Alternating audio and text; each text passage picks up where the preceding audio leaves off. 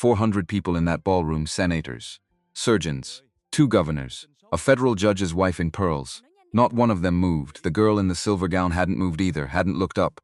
1 tear, that was all. 1 tear tracing the line of her jaw, while the laughter of 5 lacrosse boys filled the room her family built before the Civil War. $32 million.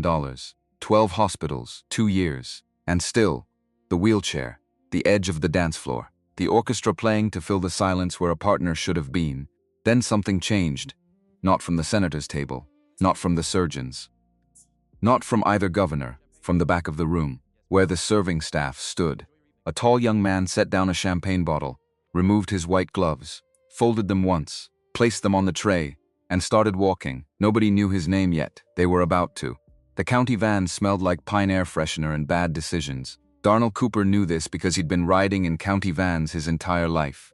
7 foster placements, 4 group homes, 1 brief, disastrous attempt at what the state of South Carolina called a permanent family situation that lasted 11 months before it didn't. He knew the smell the way other kids knew the smell of their mother's kitchen. It was the smell of being transferred, of being processed, of being somebody else's paperwork. He sat in the back with 1 duffel bag between his feet and a wooden case across his knees. The case was rectangular, roughly violin-sized. Nobody had asked him what was inside it. The driver, a heavy-set man named Gerald, who had been doing county transport for 22 years, had glanced at it once in the rearview mirror and gone back to his talk radio. That was fine. Darnell preferred it. Outside the window, Charleston was doing what Charleston always did in February, pretending it was colder than it was. Spanish moss hanging from the live oaks like the city was auditioning for a Gothic novel. The Ashley River flat and gray under a sky that couldn't decide between clouds and fog, and had settled on both. They turned off the main road onto a private drive lined with magnolias, and the gravel popped under the tires with a sound like polite applause. And then Hargrove Preparatory Academy appeared at the top of the hill, 200 years old, ivy on the limestone walls, oak doors thick as a man's forearm, the names of senators and oil heirs carved into brass plaques in the library, which Darnell would learn about later. Right now he was just looking at the building and doing the math he always did in new places. How many rooms? How many exits? Where the kitchen would be relative to the dining hall? How long the walk from the scholarship dorm to the main building? Survival math. He'd been doing it since he was 9. The van stopped. Gerald popped the locks without ceremony. Darnell stepped out onto the gravel, with his duffel and his case, and stood in the February air and looked at the front steps where a man was already waiting.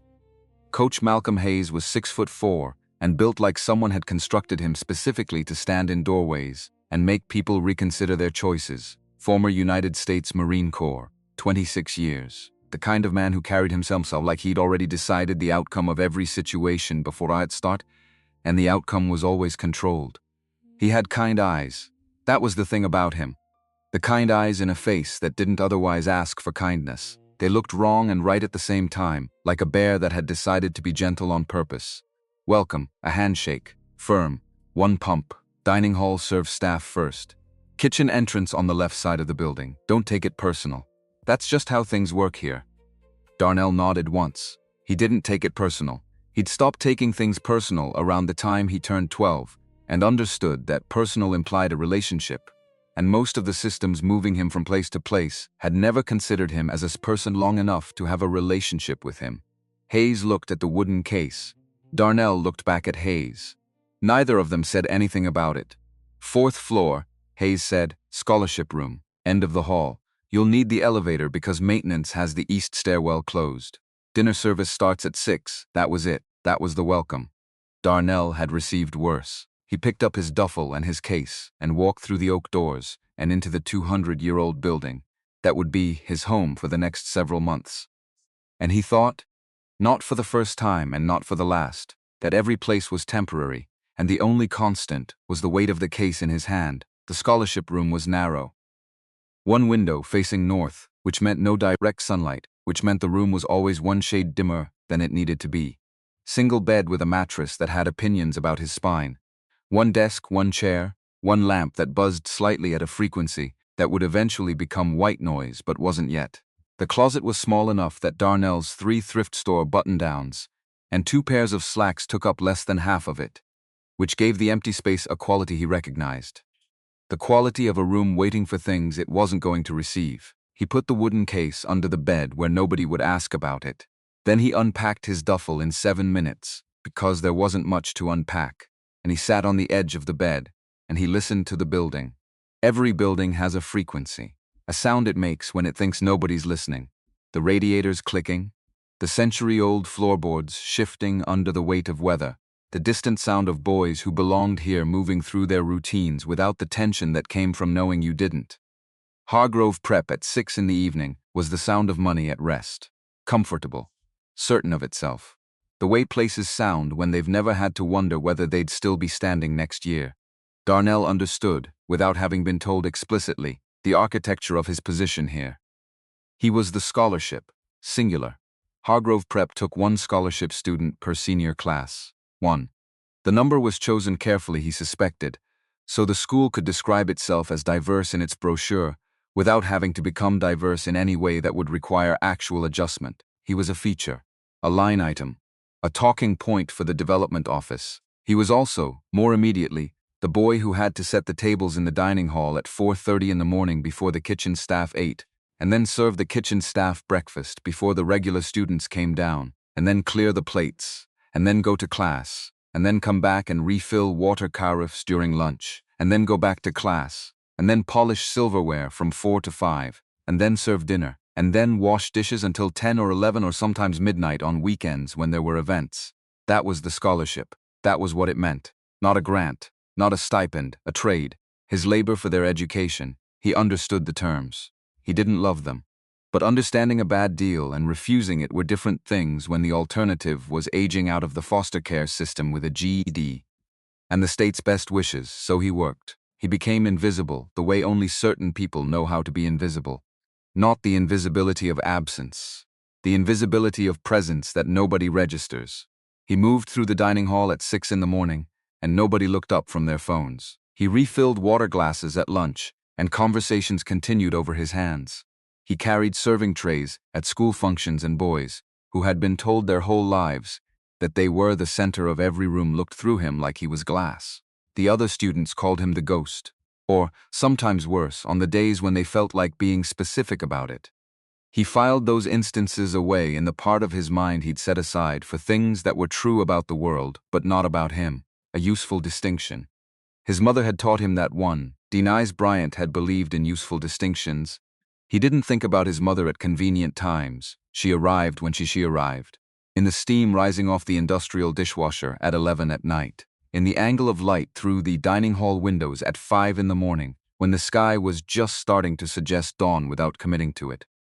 In the smell of antiseptic that drifted from the nurse's office when he walked past it, because Denise had been an emergency room nurse for 16 years at Charleston General, and she had smelled like antiseptic and coffee and something underneath both of those things that he had never been able to name but would recognize instantly in any room, any city, any weather. She had died 4 years ago, breast cancer.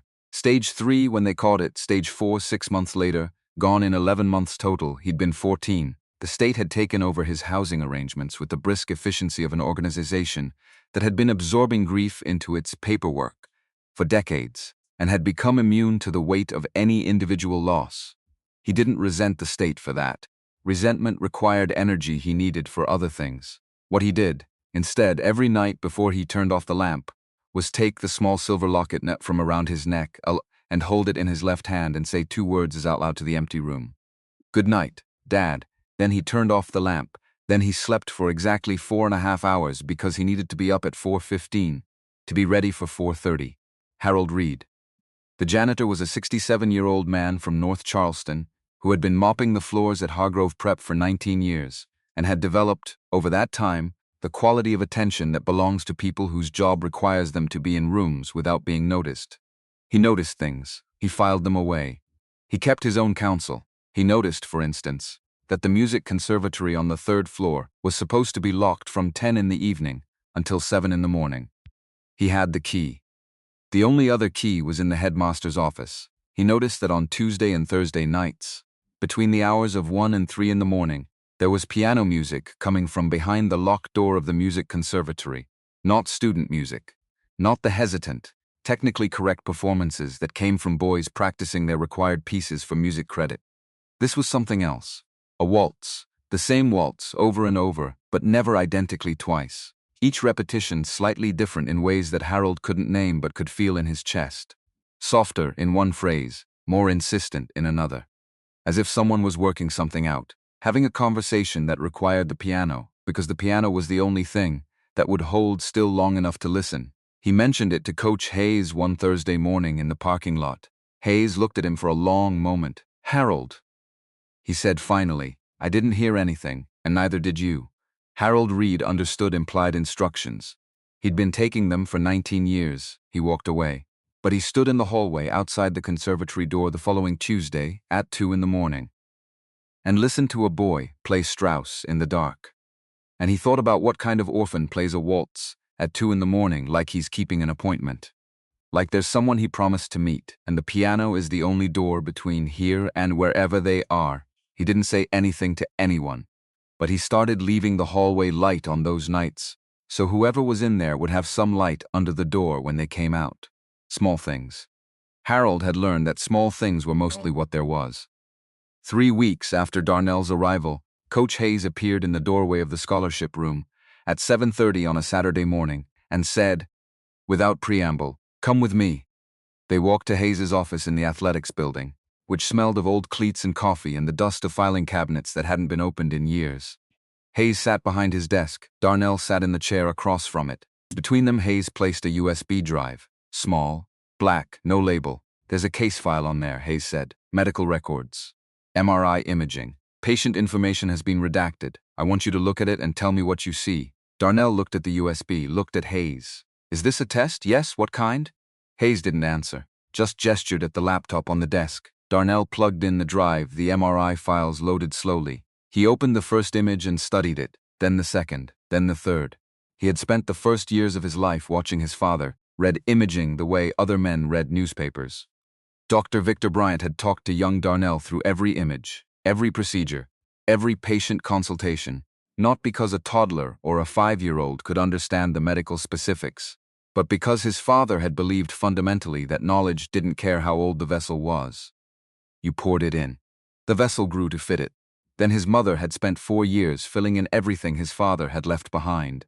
Denise Bryant hadn't been a physician, but she had been a 16-year ER nurse who had worked beside the best spine specialists who came through Charleston General, and she had a mind like a filing system and hands that knew what they knew. 4 hours every night. Anatomy, neurology, spinal mechanics, soft tissue assessment, the art of listening to a body through touch. She had taught him on a foam spine model from a medical supply catalog, on textbooks borrowed from the hospital library, on himself when she needed to demonstrate nerve pathways, running her fingers along his own back and saying, "Here, this is L4. This is where the sciatic root exits. This is what a healthy nerve pathway feels like when it's not being compressed. Now feel the difference." He had felt the difference. He felt it now, looking at the imaging. His finger moved to the screen without him deciding to move it. Settled on a specific vertebra, L1 rotation. His voice came out quiet. Matter of fact, 4 millimeters left of center. 8 degrees of axial twist. He scrolled to the next image. The rotation compressed the dural sleeve around the sciatic nerve root at the L1-L2 junction. And then, he zoomed in. Fibrosis. The surrounding ligament scarred around the compression. "How long has this been like this?" Hayes was very still. "What's your guess?" Not a guess. "The degree of fibrotic tissue formation." He scrolled again. 20 months, maybe 24. "This didn't happen recently." He looked up from the laptop. "This person can't feel their legs, correct, but the cord is intact." A pause. "The previous imaging teams concluded." "I know what they concluded. I can see what they concluded. They saw a paralyzed cord because they expected a paralyzed cord, and they looked until they found what they expected." He turned back to the screen. The cold certainty in his own chest surprised him slightly. "The cord is intact. The nerve root is compressed and scarred." "That's not the same thing." He paused. "This can be treated." Hayes said nothing for a long moment. "Whose file is this?" Darnell asked. Hayes reached over and closed the laptop. "That's not information you need right now. But this person thinks they're. That's not information you need right now." Hayes pulled the USB from the port and put it in his desk drawer. He looked at Darnell across the desk with those kind eyes in that controlled face, and he said, Your father would have seen exactly what you just saw. In under 5 minutes. Just like that, Darnell didn't respond. It wasn't a compliment exactly. It was a statement of fact, from a man who had apparently known his father, and Darnell had learned to receive those statements with still, careful attention. Dinner service starts at 6, Hayes said. Thank you for coming in. Darnell stood, picked up his jacket from the back of the chair. At the door, he stopped. Is this person at Hargrove? Hayes looked at the desk. Dinner service starts at 6. Darnell left, but he carried the image with him. The L1 vertebra sitting 4 millimeters from where it was supposed to sit. The fibrotic tissue wrapped around the nerve root like a fist that had been clenched for 2 years and didn't know how to open. He carried it the way he carried everything important. Quietly, without making it a performance. Filed in the place where things lived until they were needed. 4 months later, he would need it. He didn't know that yet. What he knew, walking back across the February quad to the dining hall for dinner service, was that somewhere in this city there was a person who had been told a story about their own body that wasn't true. And the people who had told it hadn't been lying. They'd just been confirming what they'd already decided, which was a different kind of wrong, a more expensive kind, the kind that cost 24 months, and however many millions and whatever it costs a person to stop believing their own body can be trusted. He knew that kind of wrong. He'd seen it work on his mother, at the end, in different ways. The certainty of the timeline, the confidence of the prognosis, the careful professional kindness of people telling her what was going to happen as if the story were already written and they were just reading it aloud. Denise Bryant had listened to every word of every prognosis and then gone home and taught her son 4 more hours of anatomy and said, they might be right, but they're reading from a map of averages. You are not an average. She had been right about that too. She had lasted 4 months longer than the outer edge of their most optimistic projection, which was not a victory, exactly, but was a statement about the limits of other people's certainty. He thought about this while he polished silverware. Then he thought about it while he served dinner. Then he went upstairs at 9:30 and read until 1. And then he took the wooden case from under the bed and went to the 3rd-floor music conservatory, and he played the waltz his mother had loved, until the building felt less like a temporary holding situation, and more like a place that had heard him. Harold Reed left the hallway light on. Darnell played until 3. Then he went back to bed and slept for exactly 4.5 hours. This was late September. The morning of January 24th was 4 months away. He didn't know that either. The months had a rhythm that Darnell fit himself into the way water fits a glass, the shape of someone else's container. Up at 4:15, tables at 4:30.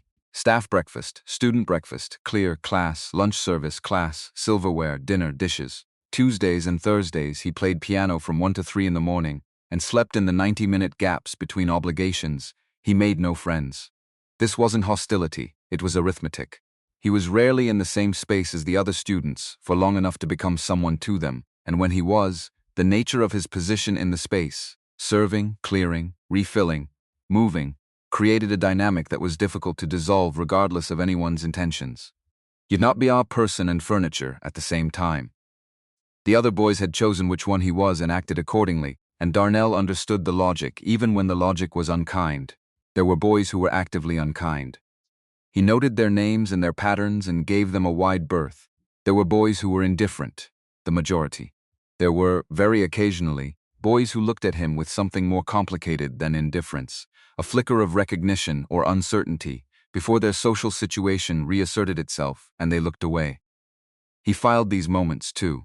Scott Hill had arrived at Hargrove late in September after spending the summer at his family's property on Hilton Head. His father, Senator Thomas Hill of South Carolina, served on the Armed Services Committee and the Finance Committee and considered Hargrove Prep a legacy institution, in the same way he considered his family's political connections a legacy institution. Something inherited, owed, continuous. Scott had his father's jawline and his mother's eyes, and a quality that had been cultivated over 18 years of being the room's designated center of gravity. He was not stupid. Darnell had observed him in the 3 classes they shared. Scott Hill had a quick, lateral intelligence that he used primarily for social navigation rather than academic achievement, and he had the talent of certain people who have never had to earn attention, the ability to fill a room simply by deciding the room deserved him. He had also, at some point before Darnell's arrival, dated Vanessa Carter. Darnell knew this the way he knew most things about Hargrove's social architecture: observation, the ambient information that moves through institutions like humidity. You can't point to where it's coming from, but your skin registers it. He knew Vanessa Carter was the daughter of Raymond Harris, which was a name even County Van kids knew because Raymond Harris's face was on the side of half the medical buildings in Charleston. He knew she'd had an accident 2 years ago. He knew she wasn't at Hargrove. He knew that when her name came up in certain conversations, Scott Hill's posture did a thing: a slight contraction around the shoulders, a fractional downward adjustment of eye contact, that Darnell had learned to read as the body's attempt to make itself smaller in the presence of something it owed. Scott Hill owed Vanessa Carter something. Darnell didn't know the details. He didn't need them. The shape of the debt was visible in the posture. He thought about the L1 imaging sometimes, at 3 in the morning at the piano. Thought about it, without forcing conclusions. The way his mother had taught him to let a diagnosis breathe before you committed to it. You can be right and still be wrong about the timing, she'd said. Know what you know. Wait for the moment that needs it. He waited. He did not know, in November or December or early January, that the moment was coming in the form of a birthday party. He did not know that Coach Hayes had been carefully, deliberately placing him within proximity of a situation for months. He did not know that the USB drive and its redacted files had been a test of a very specific kind. Not of his knowledge, which Hayes already knew about, but of his willingness to trust his own eyes over the consensus of 12 institutions, with substantially more resources and substantially fewer reasons to question their conclusions. What he knew was that the January 24th invitations went up on the common room board in the first week of that month. Harris Manor, a formal debutante ball, the 18th birthday of Vanessa Carter.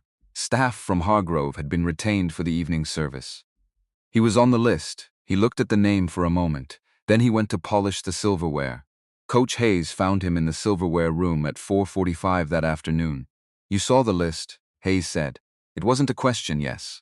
Hayes stood in the doorway for a moment. Then, her father has spent $32 million across 12 medical centers: Mayo's, Johns Hopkins, Cleveland Clinic, Stanford, Duke, UCSF, Mass General, Northwestern, Houston Methodist, Cedars-Sinai, MUC, all of them. Every single one said the same thing. I know what they said, I'm telling you anyway. 12 opinions, all identical, all wrong. Hayes put his hands in his pockets. Her mother arranged this party because she was running out of things that felt like hope. Her father doesn't believe in it. Vanessa agreed because she loves her mother more than she hates being in that room. He paused. The girl in that file has spent 2 years being told a story about her own spine that isn't true. Darnell was polishing a spoon. He kept polishing it. I'm not telling you what to do, Hayes said. I'm not going to do that. Your father never needed to be told what to do in a room that needed him. He just needed to be in the room. He straightened. Dinner service starts at 6. He left. Darnell held the spoon for a moment, looking at his reflection in the bowl of it, distorted and curved. A face bent by the shape of the thing holding it. He put it down, picked up the next one. He thought about his father, which he tried not to do during working hours because it required a stillness that was difficult to maintain while moving. Dr. Victor Bryant had run Bryant Family Medicine out of a wood-frame building in Knox Hollow, West Virginia, for 11 years. Free care, no exceptions.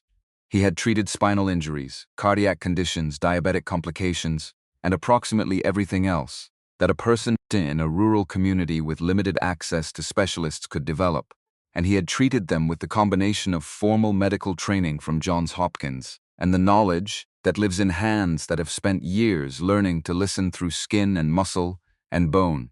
He had died in 2017, car accident on Route 60 in winter conditions, coming back from a house call to a patient who couldn't leave her home. Darnell had been 13.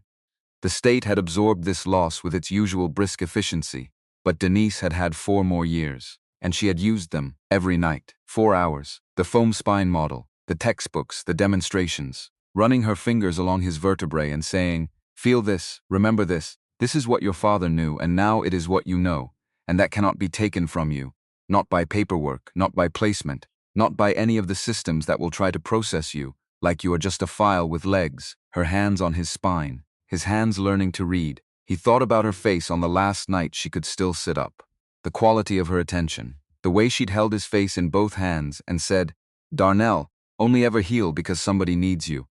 Not because anybody is watching. Promise me. He had promised. He thought about this while he polished the rest of the silverware. Then he went to dinner service.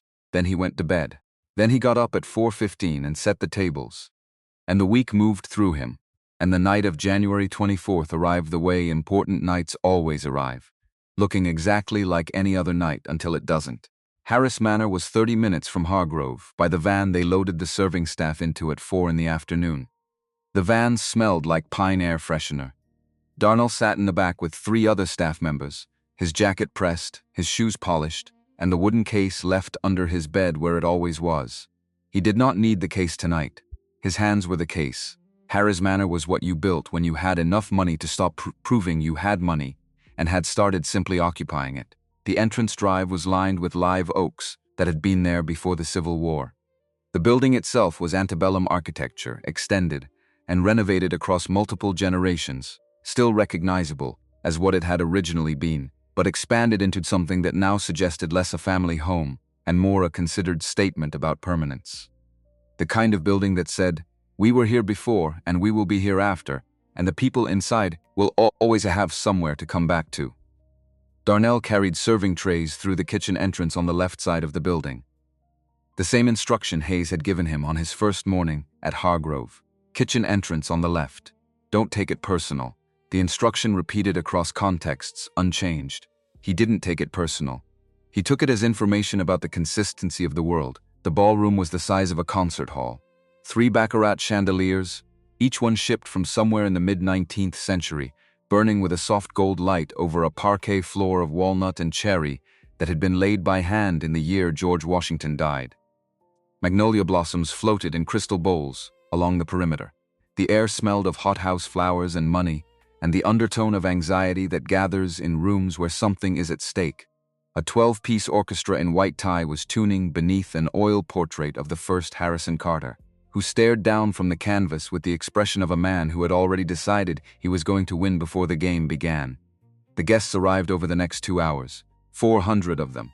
Senators, surgeons, investors, 2 state governors, the wife of a federal circuit court judge. The kinds of people who move through the world in a register that is unhurried and precisely dressed and accustomed to spaces arranged around their comfort.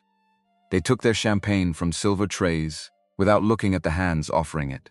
Conversations opened and closed with the practiced ease of people who have been trained since birth to work a room and have been doing it for so long they no longer notice they're doing it. Darnell moved through the room like weather, present and unregistered. He saw Vanessa Carter for the first time at 8 o'clock, and the word first is slightly wrong because he had seen her before in the sense that he had her imaging in his memory and had been living with it for 4 months. But this was the first time he had seen her as a person in a room rather than as a medical file on a laptop screen. She was seated in her wheelchair at the edge of the dance floor near the orchestra, wearing a silver gown that her mother had clearly spent considerable time arranging around her. Her hair was up, pearl earrings, hands folded in her lap with a stillness that looked deliberate. She was looking at the dance floor, not looking in the way of someone who wanted to be on it and couldn't. Looking in the way of someone who had made a decision to be present and was executing that decision at significant personal cost. The way you look at a thing you used to have and no longer allow yourself to want because wanting it too much is its own kind of damage. Her mother, Lorraine Mitchell, stood behind the wheelchair in a blue evening gown that matched the event but not her expression. Her expression was the expression of a woman who had arranged this evening as an act of hope and was now watching hope do what hope does in a world that doesn't always cooperate, which is curdled slowly into something closer to regret. Darnell watched the first waltz begin. Lorraine moved to the floor and crossed to a young man named Daniel Brooks, investment banker's son, lacrosse, 3rd in his class, and said something to him with a careful smile. Daniel looked at her, looked over her shoulder at Vanessa, looked at the floor, said something back. Lorraine's smile stayed in place through an effort that was visible from 30 feet away. Daniel moved away and found himself a dance partner within 30 seconds. He didn't look back. The second waltz, Lorraine, still smiling, still trying, approached Brian Thompson. Brian rubbed his wrist. Regrettable lacrosse injury. Very sorry. He danced the next number with a girl from the governor's table, 3rd waltz. Nicholas Allen. His phone was buzzing. His grandmother. He stepped onto the terrace and did not take any phone call, 4th waltz. Eric King.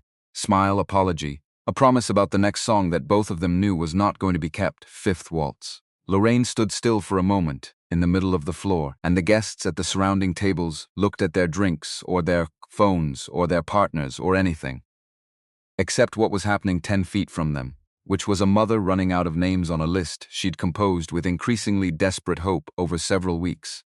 Vanessa was looking at the hem of her gown, the silver silk over her knees. Her hands were white on the armrests. She was not crying. She was doing the thing that is harder than crying, which is deciding not to, and, if doing it in front of 400 people, and doing it, well, enough that only someone paying very close attention would notice the effort it required. Darnell was paying very close attention. He was also, at this moment, at the champagne fountain on the far side of the room, holding a bottle, and the quality of the silence that had gathered around Vanessa Carter was reaching him from 40 feet away with a physical distinctness that he could not explain mechanically but had no trouble understanding. Some situations announced themselves. This was one. Then Scott Hill walked in, late on purpose. The Tom Ford tuxedo moved through the ballroom entrance with the confidence of someone who understood that arriving last to a room full of people waiting for you was a different kind of power than arriving first. His father, Senator Thomas Hill, was at table 1, deep in the deliberate conversation of a man maintaining political relationships. Scott scanned the room with the quick, lateral intelligence Darnell had observed in 3 classes, and his eyes found Vanessa at the edge of the dance floor. And the thing that happened in his expression then was not simple, not cruelty exactly, or not only. The cruelty was there, but underneath it was something that cruelty often covers in 18-year-old boys who have been told their whole lives, that the appropriate response to anything that makes them feel bad about themselves is to make someone else feel worse. Scott Hill looked at Vanessa Carter and felt something that reminded him of who he had been when he'd stopped visiting her hospital room after the 2nd week, and he responded to that feeling the way he had been trained to respond to weakness in himself, which was to locate it in someone else first. He raised his champagne flute. The light caught the rim. 5 lacrosse teammates arranged themselves around him. The words he said were loud, designed to carry. And they did. Why would any man here waste a dance on a girl in a wheelchair? Laughter. Not universal, but enough. The kind of enough that fills a room and tells you something about the room. Look at her. Nobody returned her, and she's been on the shelf for 2 years. That's not a dance partner, that's a liability. More laughter. From specific locations in the room. The people who weren't laughing were doing something almost worse, which was going very still and looking at nothing in particular, the practiced social neutrality of witnesses who have decided not to be witnesses. Vanessa did not move. She did not raise her head. A single tear traced the line of her jaw and disappeared into the silver collar of her gown. Behind the wheelchair, Lorraine Mitchell pressed both hands over her mouth and made a sound that was very small and very private and absolutely unmistakable. The sound of a mother's hope arriving at the end of its road and not knowing what comes next. Raymond Harris, across the room at table 1, rose halfway from his chair. His wife's hand found his wrist. Raymond. Not in front of everyone. He sat back down. His fingers were white around the stem of his champagne glass.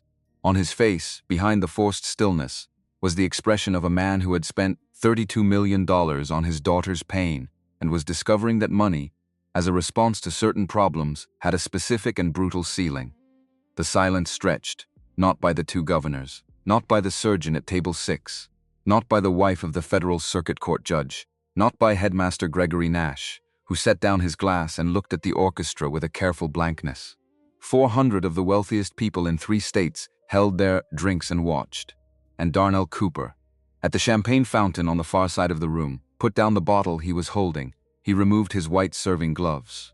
1 finger at a time, he folded them carefully, precisely, the way he folded everything, and placed them on the silver tray. Then he looked across the ballroom at Coach Hayes, who was standing near the kitchen entrance in his event coordinator's role. Hayes looked back at him. 1 small nod. Darnell started walking. It was 40 feet. 40 feet of parquet floor between him and the wheelchair. 40 feet through a room of 400 people who were currently distributed across the full spectrum, between active cruelty and passive acceptance, none of whom had any particular reason to believe that the boy in the serving staff's rented tuxedo crossing the room toward them was about to do anything other than refill a glass. Each step felt distinct, separate from the others. The sound of his shoes on the parquet, a precise, unhurried tap that registered in the room despite the ambient noise, because the people near him were quiet now, in the way that rooms get quiet when something is about to change the terms of the evening. People turned, not all at once, table by table. Like wheat bending in a wave, a woman in an emerald gown at table 4 set down her champagne. A retired surgeon at table 6 leaned forward. The wife of the circuit court judge turned her head. Nobody knew what they were watching yet. They only knew they were watching something. Scott Hill stepped into the aisle. His 5 teammates fanned out behind him like a social formation, the instinctive rally of boys who have defined themselves by collective exclusion. Where do you think you're going? Not loud. Just clear. The kind of question that expects the person being asked to consider whether they have the right to have an answer. Darnell did not stop. He stepped around Scott Hill the way a river steps around a rock. Clean, without drama, not avoiding so much as simply continuing in the direction he was already going, as if the obstacle had been a miscalculation on the obstacle's part. Scott's hand shot out and caught his elbow. He stopped then. Because he chose to. He looked down at the hand on his elbow. Then he looked up at Scott's face. Something happened in Scott Hill's expression in that moment, a fractional involuntary contraction around the eyes. The small animal warning that arrives when you have grabbed something and immediately understood, at a level below conscious thought, that what you have grabbed has mistaken you for a smaller problem than you are. Scott let go. Darnell kept walking. He crossed the last 10 feet of parquet and arrived at the wheelchair and knelt. Not bowed, not stooped, not the posture of approach that carries apology or submission, or the careful deference that had been the shape of his body in this room for the past 3 hours. He lowered himself to her exact eye level. The way a man kneels at something that matters. Vanessa had not raised her head. My name is Darnell Cooper. His voice was low, pitched so that what he said was between them and not performed for the room. I work the kitchen at Hargrove Prep. I'm sorry for what was said. For all of it, he paused one beat. May I have this dance? The way he said it, without pity, without the performance of rescue, without the social awkwardness of a person doing a good deed and needing to be recognized for it, had a quality that was unusual enough that it functioned almost like a physical thing. Like a hand extended rather than words arranged. Vanessa didn't raise her head immediately, then she did, slowly. As if pulled upward by something she had forgotten she was still attached to. Her eyes, dark and ringed in red from the effort of not crying, met his. I know what they said about your legs, he said. They were wrong. 12 hospitals were wrong.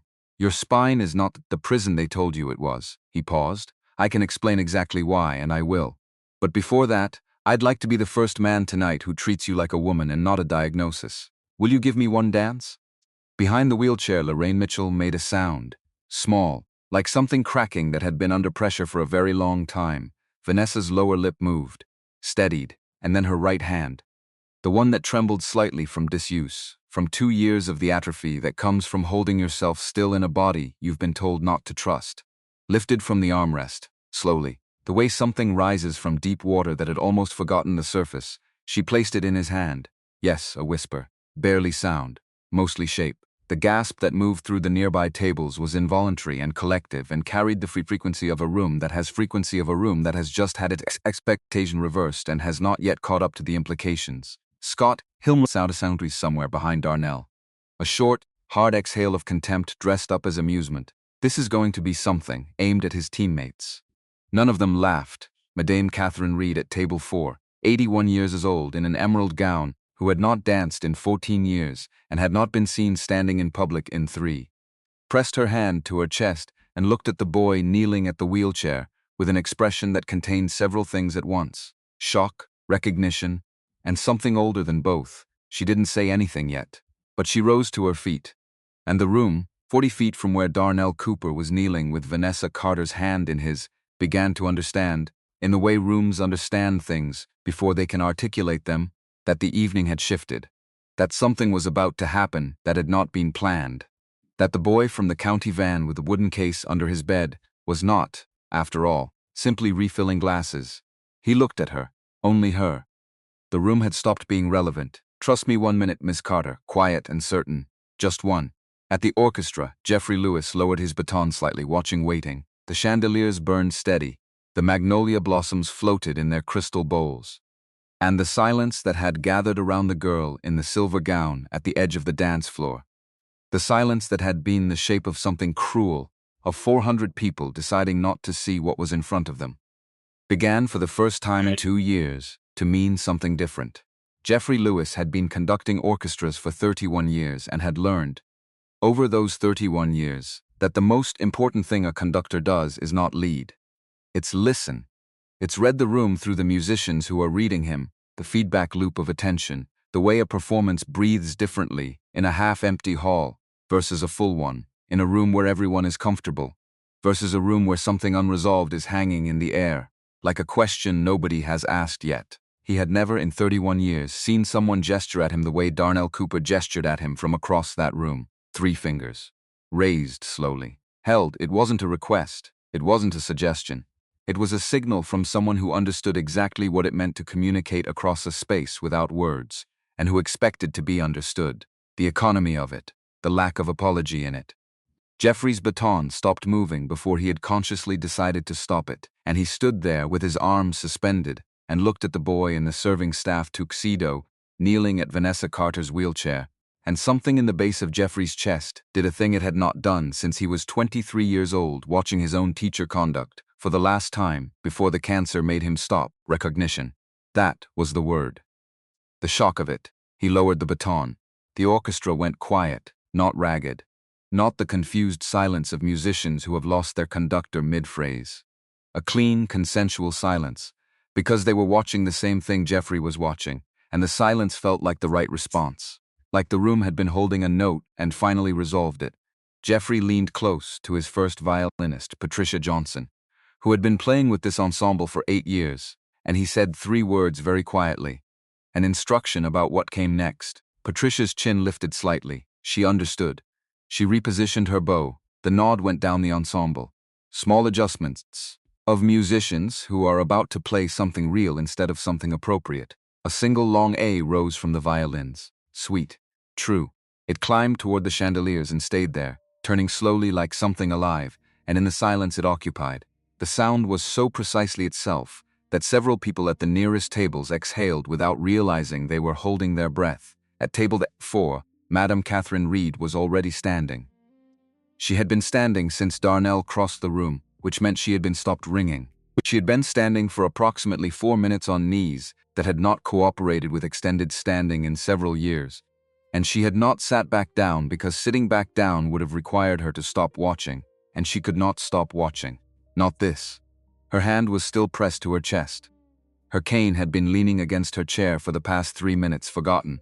She was 81 years old. She had trained under the 3 best spinal manipulation specialists the United States had produced in the second half of the 20th century.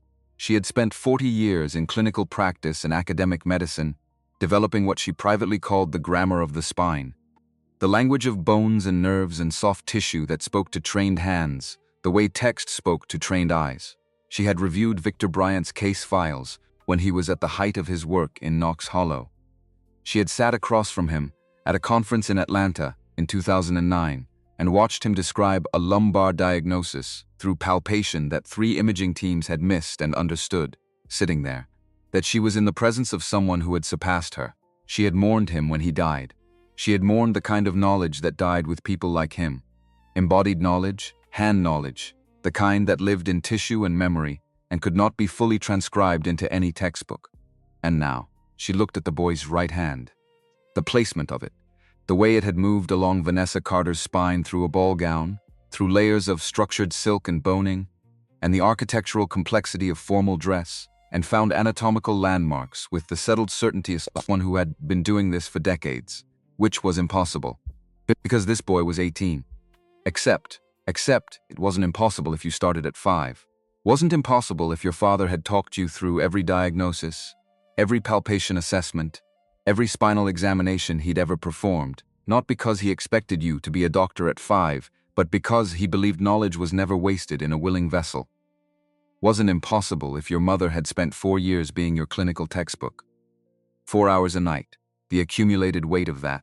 Catherine had done the math standing at table 4, watching Darnell Cooper's right hand, and the math came out to something that stopped her breath briefly and then released it. Not impossible. Just rare. The rarest thing, maybe, which is a gift given with enough love and time to become something the gift giver never fully got to see delivered. Darnell was speaking to Vanessa now. Too quietly for Catherine to hear the words from her distance, but she could read the shape of the exchange. The girl's head had come up. That was the first thing. The head coming up from the downward angle of sustained humiliation was not a small thing. That required something real, not the performance of kindness. Something actual. Catherine started moving. She did not take her cane. Raymond Harris had been at table 1 for the duration of this event, doing the work that his life required at public events, which was to be present, composed, and correctly positioned in the political and social landscape. While inside his chest, a sequence of feelings he had not chosen and could not stop played out, in an order that bore no relationship to the evening's official program. He had watched his wife cross the floor 5 times. He had watched 5 young men find ways to be unavailable. He had watched his daughter hold herself together across the room, with the kind of stillness that costs more than anything he had ever paid for anything.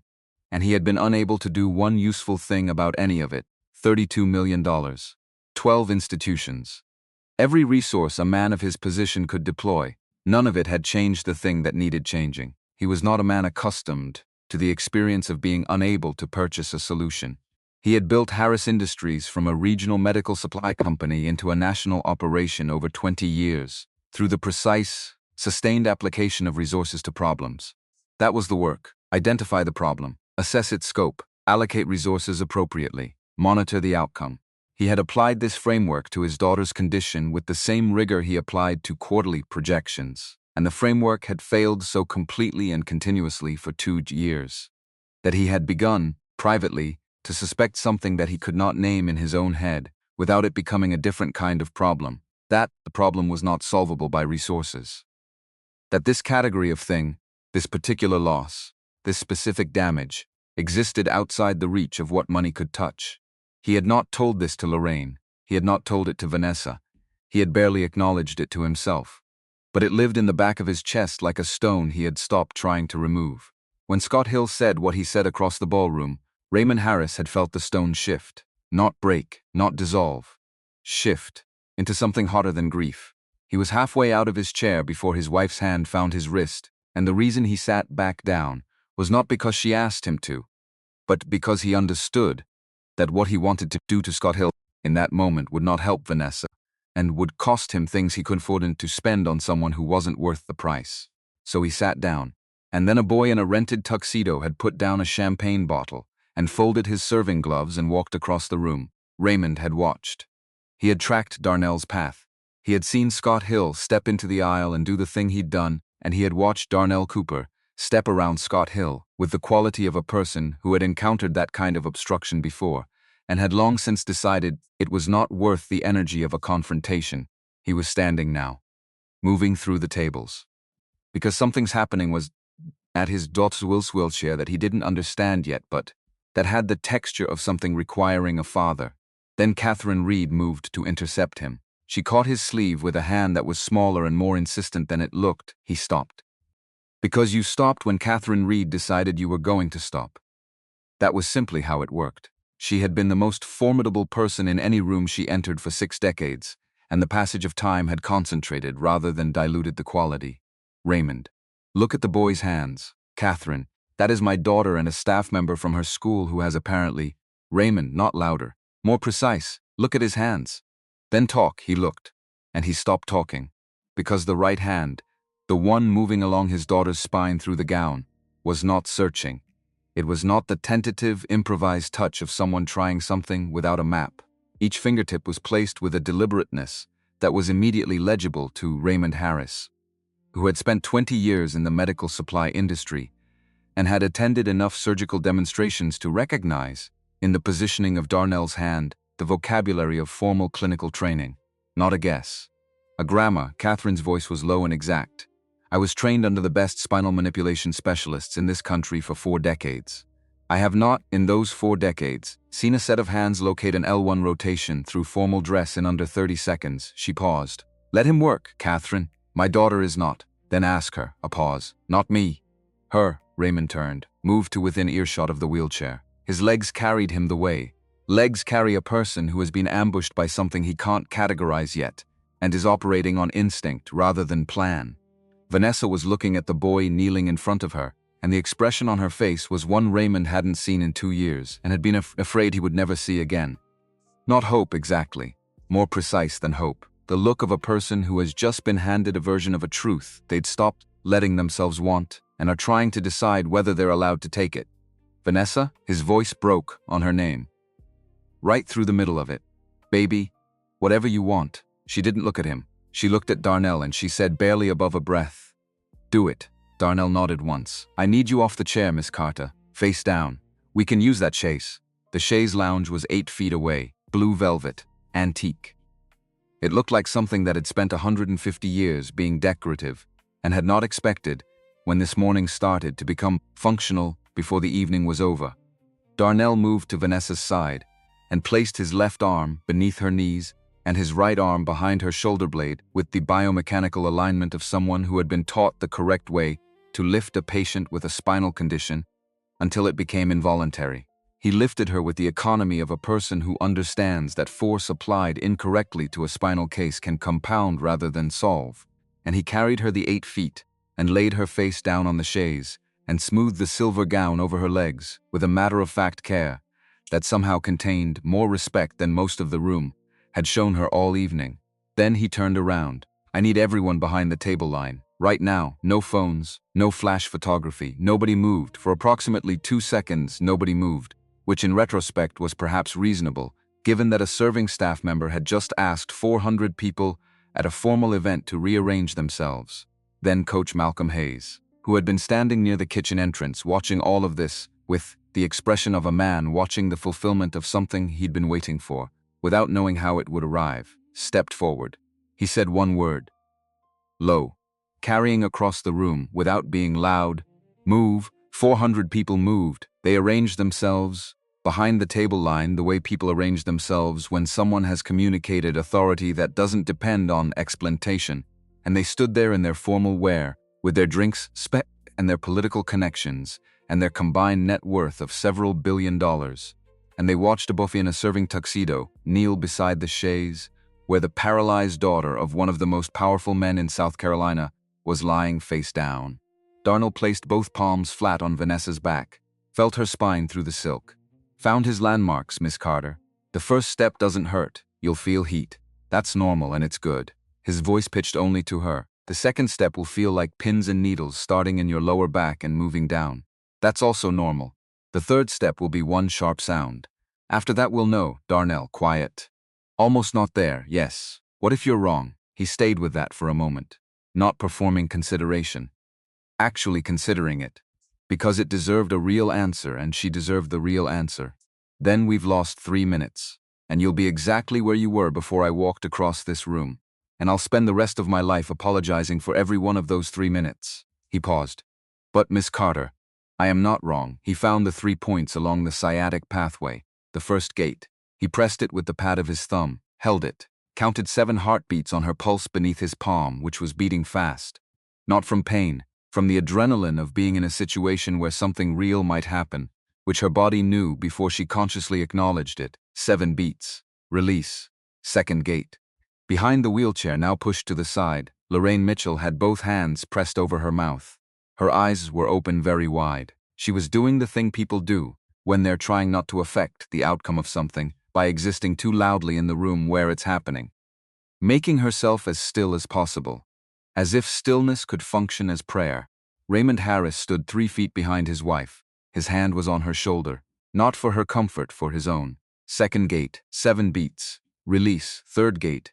The third gate was at the junction of the sciatic nerve root and the compressed tissue, the fibrosis his mother had taught him to find in the model before she taught him to find it in a person. He pressed it with the pressure his hands had been calibrated for over years, and he felt beneath his thumb the resistance of tissue that had been closed for 2 years and was beginning, with this applied pressure, to consider opening. 1 beat. 2, 3. Vanessa's voice, suddenly. "I feel heat.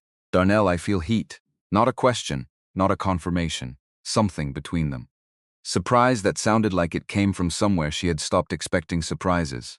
Behind the chaise, Lorraine Mitchell's knees gave. She didn't fall. She went down deliberately, carefully, the way a person goes down when they understand that their legs are no longer equal to the task of holding them up, and they'd rather choose the going than have it happen to them. She knelt on the parquet floor beside the chaise and took her daughter's hand between both of hers. And she did not make any sound at all, which was the most sound she'd made all evening. Raymond did not move for several seconds. Then one tear moved down his face. He did not reach up to stop it. He stood there with his hand on his wife's shoulder, and the tear ran its course unimpeded, and he let it because stopping it would have required him to care about the appearance of things, and in this moment he had stopped caring about appearing things.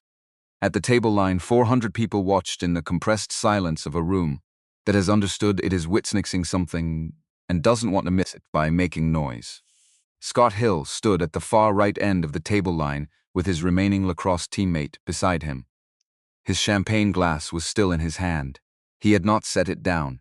He was holding it the way people hold objects when they need something to do with their hands. He said, voice pitched for the two people immediately around him, "This is staged. This is some kind of..." He stopped because nobody around him was listening. They were all looking at the chaise. And because he had enough lateral intelligence to understand that the sentence he was trying to form would not land in this room. Not now.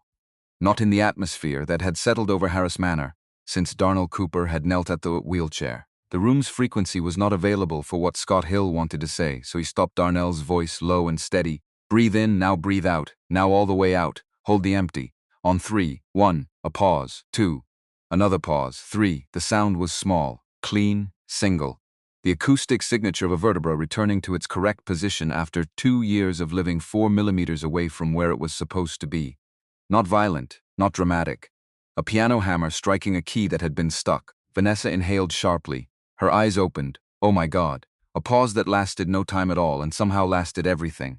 Oh my God. I can feel my feet. The silence lasted for approximately 1 second, and then Lorraine Mitchell made a sound that was not a word. It predated words. It came from somewhere in her chest that had been sealed off for 24 months and was now open, and the sound it made coming through the opening was beyond any category of organized language. It was just her, just a mother, just the reverberating frequency of relief that has been compressed by prolonged fear and is releasing all at once. Darnell did not look up from Vanessa, did not pause, did not shift into the emotional register the room had just entered. His hands stayed on her back, monitoring, reading the response of tissue and nerve to what had just happened. The nerves are waking up. You'll feel fire next. In your feet and your legs, moving upward. That's normal. That means it's working. He moved to her side and got his right arm beneath her shoulders and brought her up from face down to sitting with the same careful economy of motion.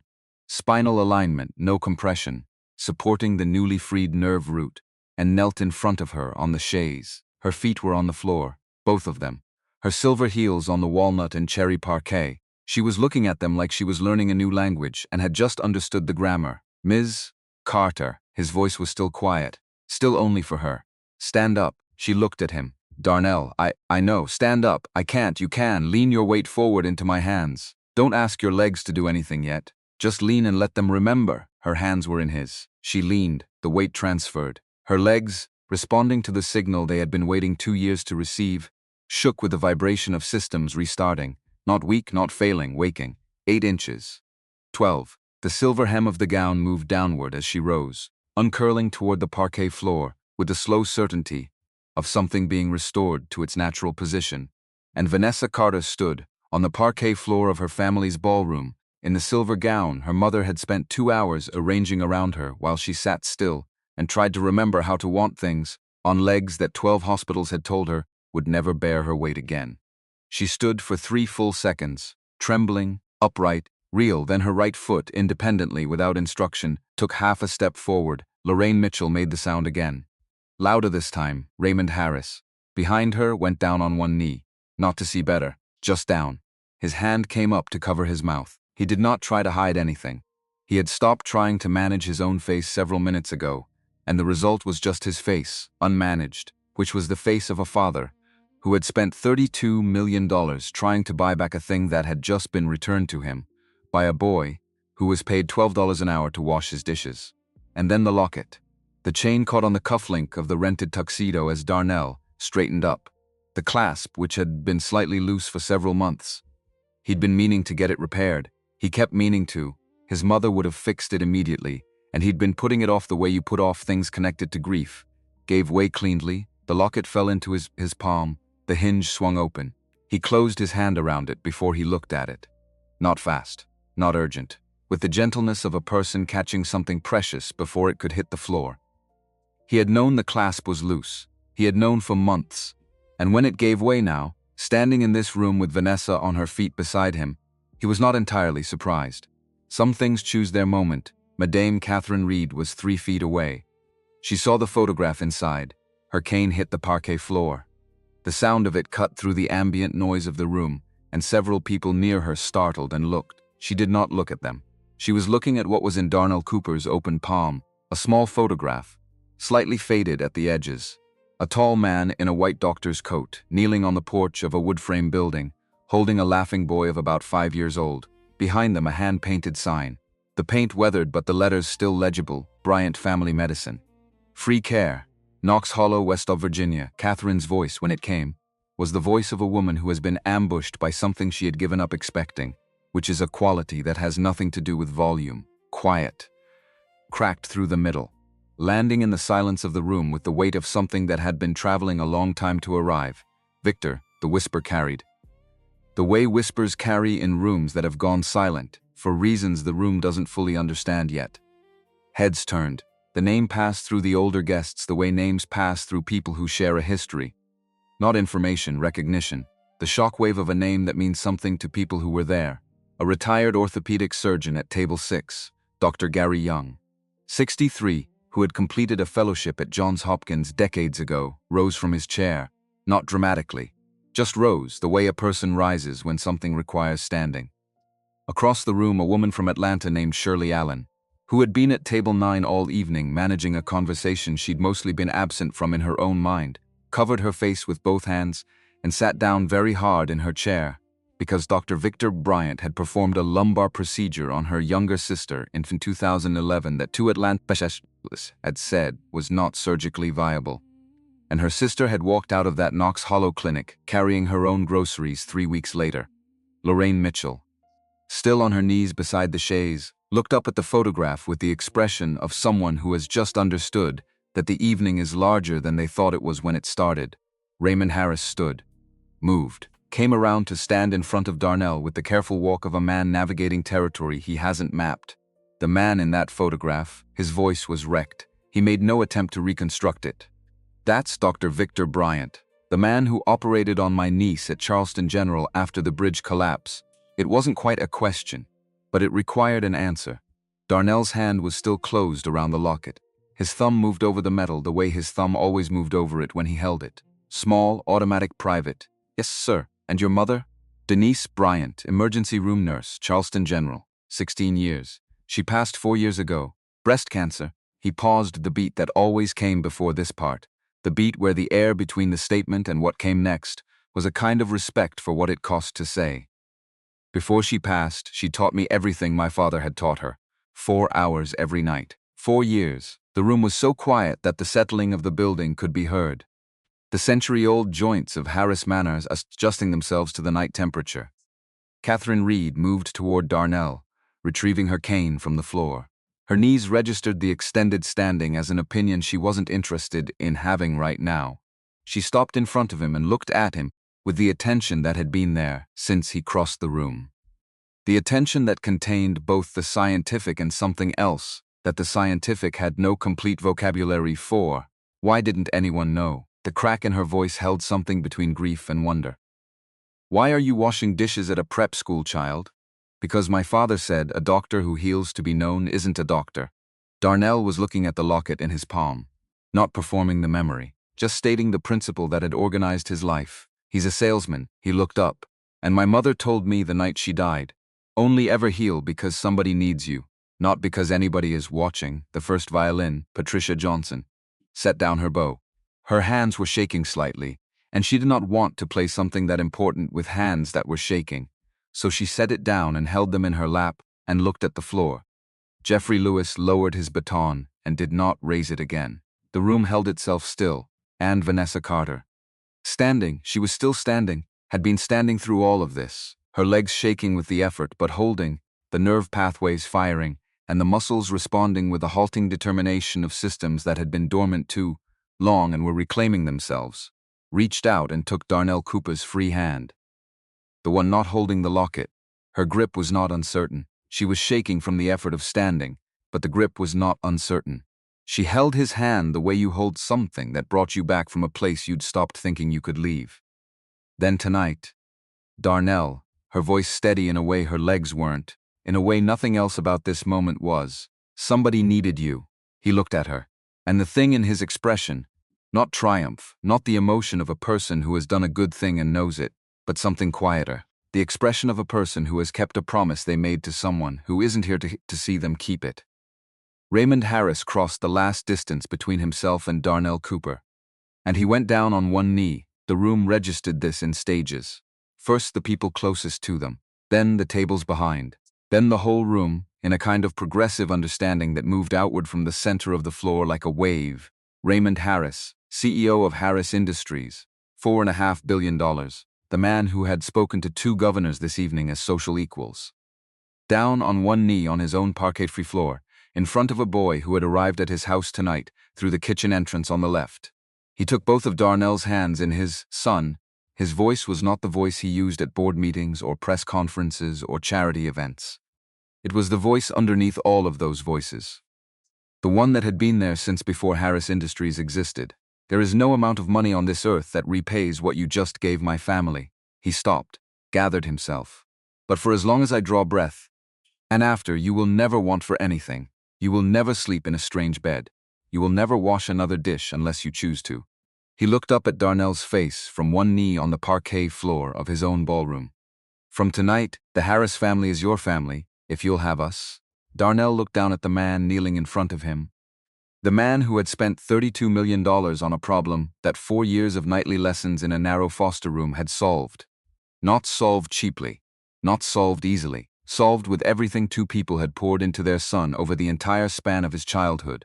Every hour, every demonstration, every this is L4, and this is what a healthy nerve pathway feels like, and only ever heal because somebody needs you.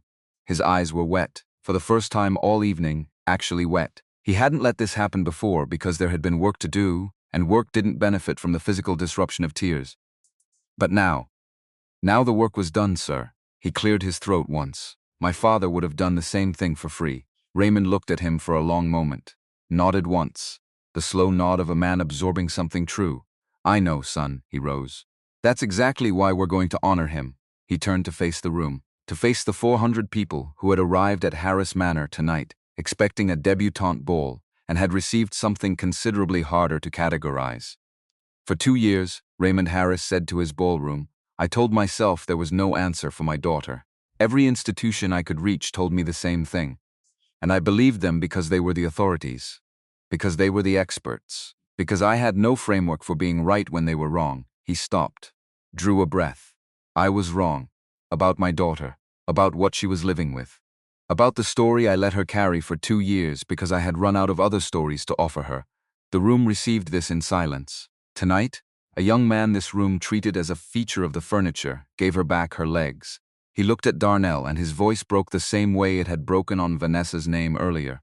Right, through the middle, no recovery, just the break and then continuing through it, and gave me back my child. He let that sit then.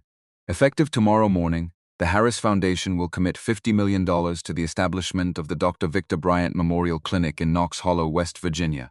Free care. No exceptions. No income thresholds. No insurance requirements. No paperwork that turns a person into a liability before they've said what hurts. Run by Dr. Bryant's son when he is ready. Run by the best physicians this country has to offer until that day arrives. He looked at Darnell for a long moment. His father built something in a wood frame building in West Virginia because he believed that the quality of someone's medical care shouldn't depend on the quality of their zip code. We're going to finish what he started. Vanessa, beside Darnell, looked at her father. The expression on her face was not one she could have produced an hour ago. Not because the emotional capacity hadn't existed, but because the face she was wearing now was the face of someone who had been restored to themselves, and that person looked at her father differently than the person who had been sitting at the edge of the dance floor, with white hands on the armrests of a wheelchair, and 2 years of accumulated silence behind her eyes. She smiled, and Raymond Harris, who had spent 24 months unable to locate a solution in any database or institution or specialist opinion, discovered that the look on his daughter's face right now was what relief actually felt like from the inside. Not the cessation of fear, which was what he'd been expecting. Something more active, something more like being given something rather than having something taken away. He had to look away. He looked at the ceiling. Then he composed himself, because he was Raymond Harris, and there were 400 people in the room and some things required composure, and he looked back at his daughter and said, quietly, across the parquet floor, "Happy birthday, Vanessa." The applause that came after that was different from anything that had come before it. Warmer, more considered.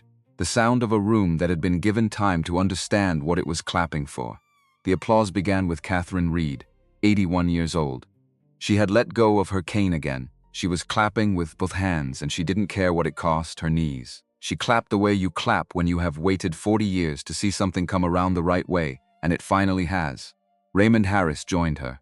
Then the surgeon at table 6. Then the woman from Atlanta whose hands were still shaking. Then, in the wave that follows, the first people who break the silence. Everyone, every person in that room. The senators and the surgeons and the governors and the wife of the federal circuit court judge and the 6 lacrosse boys who would remember this night for the rest of their lives as the night they stood at the wrong side of history in their Tom Ford suits. All of them. The applause rolled across Harris Manor like weather. It lasted 4 full minutes. And Scott Hill, across the room at the far right of the table line, stood with his champagne glass and did not join it. He watched. He watched Darnell receive what the room was giving him, watched Vanessa standing beside him with her hand on his arm, watched Raymond Harris put his arm around his wife's shoulders, while Lorraine covered her face with both hands and shook. He watched Catherine Reed standing without her cane and applauding at 81, because the thing she was applauding was worth the cost to her knees. And the thing Scott Hill was doing with his face was not contempt anymore. It had been contempt earlier. That was the easier thing to sustain. This was something harder and less comfortable. This was the expression of a person watching a mirror he didn't ask for, and seeing himself in it with a clarity that the $4,000 tuxedo and the senator's name and the lacrosse career and all the other equipment of his constructed identity could not soften.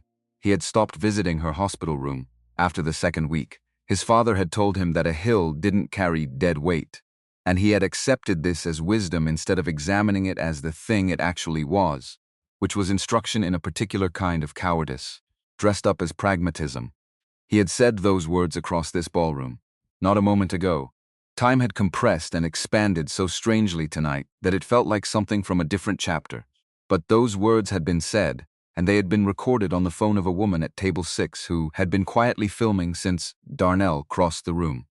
Scott didn't know about the phone yet. He would, in approximately 16 hours, which was going to be a different kind of evening.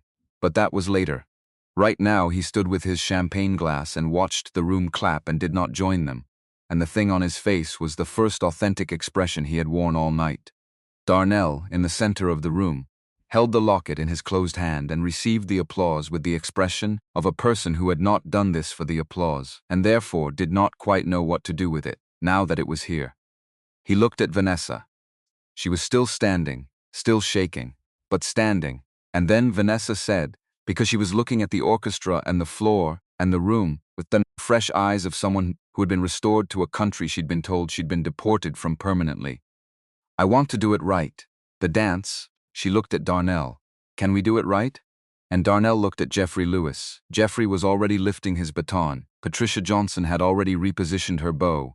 No instruction required, no explanation. Some things speak for themselves. Darnell took Vanessa's hand. Not the medical hold of a clinician, not the supporting grip of a rehabilitation exercise. A hand holding a hand, and turned to face her on the parquet floor. He placed his right hand at her waist in the closed position of the waltz hold, and she felt the difference immediately between how he held her now and how he'd been holding her for the past 10 minutes. The first was professional. This was personal. Small difference. "Everything. Your legs are going to shake," he told her. "That's not failure. That's 2 years of work coming back online. Let them shake. Stay with me." Jeffrey Lewis brought down the baton. Tales from the Vienna woods, not from the beginning. from the second movement, the slow one, the one that builds from a single sustained line into something that climbs, and asks the body to climb with it. They moved. Darnell had been taught to dance the same way he'd been taught everything. By his mother. Not as frivolity. Denise Bryant had not been a woman who spent energy on frivolity, but as medicine. She had read the research on rhythm and neurological recovery. She had trained under a specialist at the MUSC Rehabilitation Center who used structured movement to retrain patients' nervous systems after spinal trauma. She had learned 6 figures for 6 injury types and taught them to Darnell the way she'd taught everything else, which was until it lived in his hands and not just his head. What he was doing now was Vanessa's first rehabilitation session, embedded in a waltz, in front of 400 people on a parquet floor that happened to be the most beautiful floor either of them would ever stand on. First rotation. Her right foot moved forward, hesitated, found the beat, came down. Second rotation, more certain, the cerebellum picking up the pattern. Muscle memory beginning to reconstruct itself around the signal it was finally receiving. Third rotation. Vanessa was looking at him, not at her feet, because he'd asked her to look at him and not at her feet, and her face was doing something extraordinary. The expression of a person who is discovering that a thing they believed impossible is not only possible but is happening to them right now, in real time, on a parquet floor, with an orchestra, in a silver gown. Fourth rotation, fifth on the 6th, her left foot. The weaker one, slower to respond, the nerve pathway there having a slightly longer road to travel from dormancy to function, slipped. Her weight went wrong. She started to go down. Darnell caught her. Not a stumble, a catch. Right arm beneath her knees, left arm behind her shoulders. 2 beats of the waltz in the cradle hold, smooth as choreography because it was choreography. He had practiced this exact figure, for this exact contingency. His mother had made him practice every failure mode before she let him practice any success. And then back to her feet on the 3rd beat, back into closed position, continuing in the rotation as if nothing had interrupted it. The room exhaled. Headmaster Gregory Nash, who had been standing at the edge of the table line with his hand pressed to his chest since Darnell had carried Vanessa to the chaise, turned to Coach Hayes beside him and said, his voice not quite level, "How long has he been doing this?" Malcolm Hayes did not look away from the dance floor. Since before he could read, Gregory, 7th rotation, 8th. Darnell brought Vanessa with the lightest pressure at her right shoulder into the final figure, a long, slow supported lean back, his right hand cradling the base of her spine at the exact point where the correction had been made, the place that had been locked and was now open, supporting it with the intentionality of someone who understood the weight of what he was holding. And the orchestra rose into the resolving phrase and held it. The chandeliers caught in Vanessa's hair. The silver gown opened around them like something being given back to the air. The orchestra held the chord. Held it. Darnell brought her up. She stood on her own 2 feet, in the center of the floor, both of them. The shaking had not stopped. It might not stop for weeks, the nerves rebuilding their map of her body one pathway at a time, but she was standing, and the standing was hers, and the whole room knew the difference between being held up and standing on your own. And this was the second one. Vanessa looked at him. Not the look of someone who has been rescued, the look of someone who has been returned to themselves, and has just that moment been reunited with the person who lives there. I forgot I was still in here. Her right hand free from his, pressed flat against her own sternum, against her own chest. I forgot there was still someone home. He looked at her for a moment. Then he bent, slowly, deliberately, and pressed his lips to her knuckles. Not a performance of romance, something older and more precise. The gesture of a person acknowledging that what they hold in their hands matters beyond their ability to say so. He straightened. "Welcome back, Miss Carter." And the room, which had been holding itself in the compressed state of people who are witnessing something and don't want to breathe too loudly, released. Catherine Reed's hands came together first. Then Raymond Harris. Then 400 people who had arrived at a debutante ball and were leaving having witnessed something they did not yet have the full vocabulary to describe, but which they would spend the rest of their lives attempting. The applause did not stop for 4 minutes. Somewhere in it, Scott Hill set down his champagne glass on the nearest table and looked at his own hands. They were empty. The glass was gone. He had nothing left to hold on to, and the room around him was making a sound he could not join and couldn't quite survive the edges of. And the expression on his face was not something he was managing anymore. It was just him, just the face underneath. Just 18 years old and wrong about something large, and knowing it in a room full of people who were right about it, and having nowhere to put that yet. The knowledge would need somewhere to go eventually, but that was later. For now, the applause. For now, Vanessa Carter standing on her own 2 feet in the center of Harris Manor. For now, Darnell Cooper holding a locket that contained a photograph of a man he had loved and lost and carried every day since. And looking at the room that had finally, in this configuration of an evening that had gone completely sideways from its original program, given him a reason to let someone see what the locket held. For now, the rest would come. The applause ended the way storms end. Not all at once, in stages.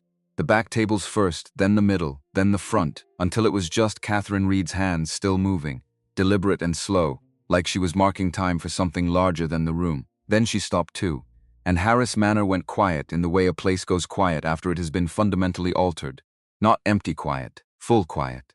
The quiet of 400 people, processing something that had outpaced their capacity to categorize it in real time, and were now working backward from the experience toward understanding. Raymond Harris was still standing in the center of the floor. He had risen from his knee and had not moved since. His hands were at his sides, open. Not the deliberate stillness of a man composing himself, but the involuntary stillness of a man who has reached the end of something and doesn't yet know what posture comes next. 24 months of forward motion.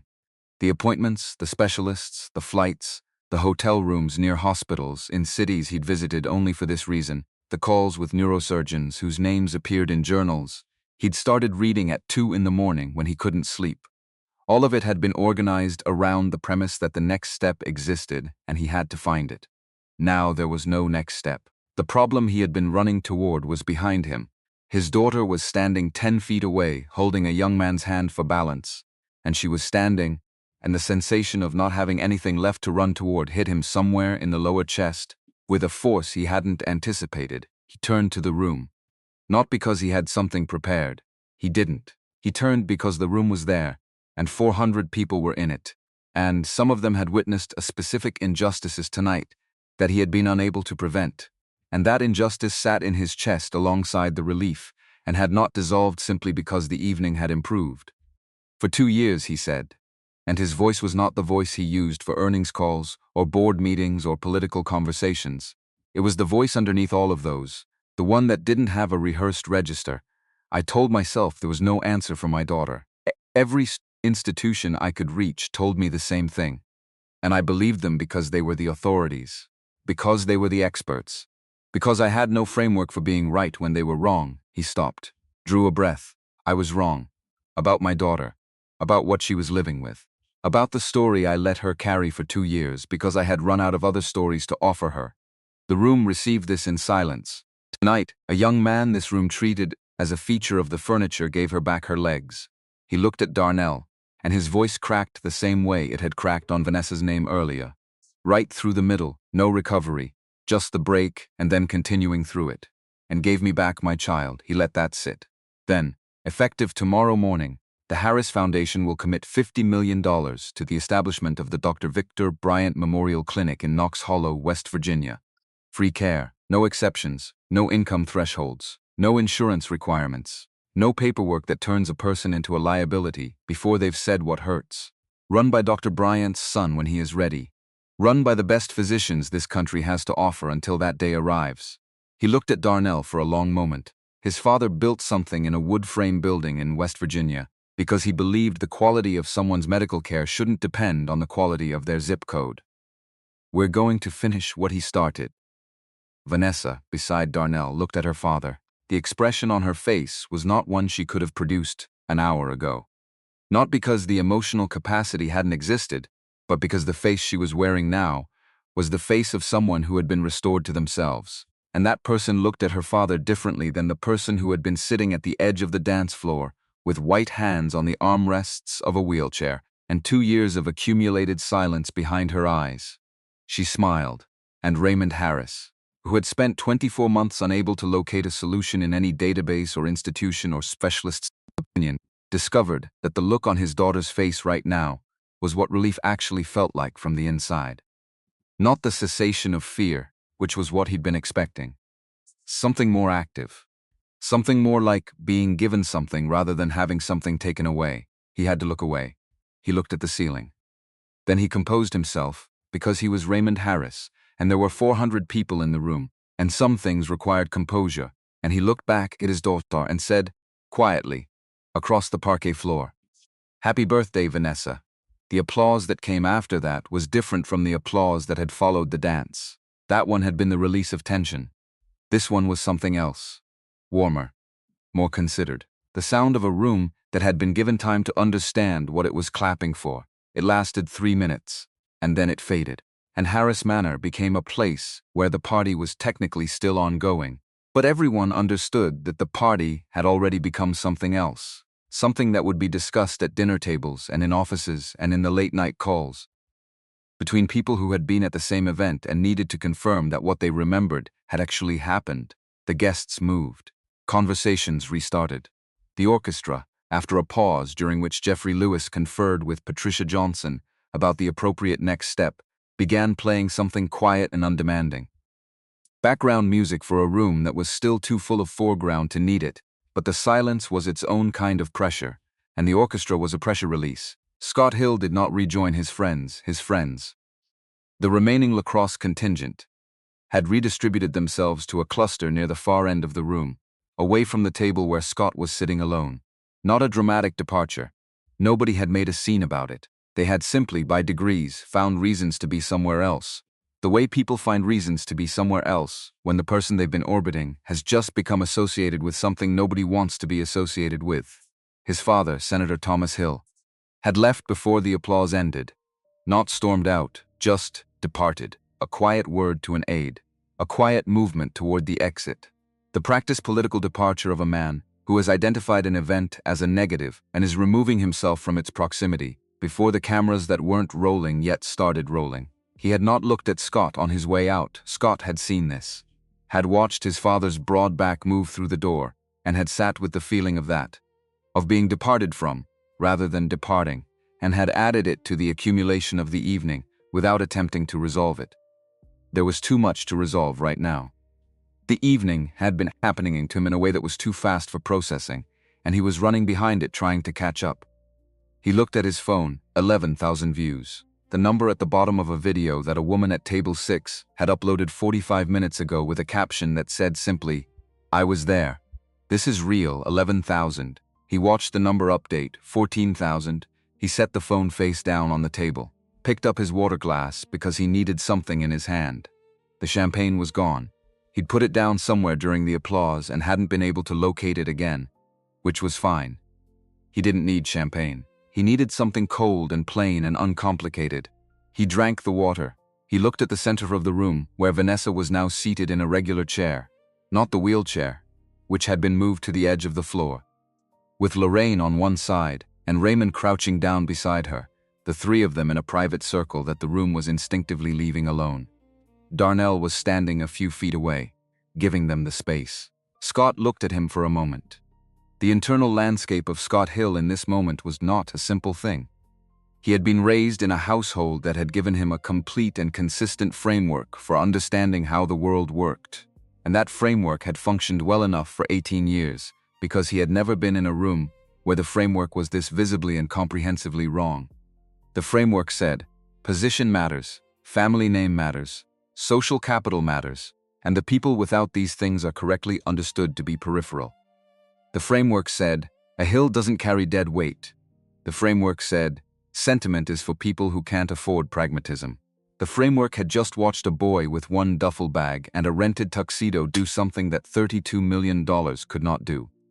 Had watched a room full of the people the framework considered important, senators, surgeons, governors, stand in silence while that boy did it. Had watched his own father leave the room before the applause started. The framework had no response to any of this, which meant it was not actually a framework. It was a costume. Scott Hill, sitting alone at a table in Harris Manor, with his water glass and his phone face down and his friends redistributed to the far end of the room, was 18 years old and in the process of understanding that the clothing his father had dressed him in was not, in fact, his skin, that there was a person underneath it who had been there the whole time, and who had made choices tonight that the person underneath was going to have to live with. He had stopped visiting Vanessa's hospital room after the second week, not because he'd stopped caring. He had, at 16, cared about Vanessa Carter in the genuine, unmanaged way that people care about each other before the framework's fully set. He had stopped visiting because his father had said a thing in a specific tone of voice, and because his friends had made noises that functioned as social pressure, and because he had been 16, and the combination of those forces had been more than he'd had the tools to resist. He had been 16. He was now 18. The question of what those 2 years were supposed to have taught him had just been answered in front of 400 people. And the answer was not one he had been prepared to receive.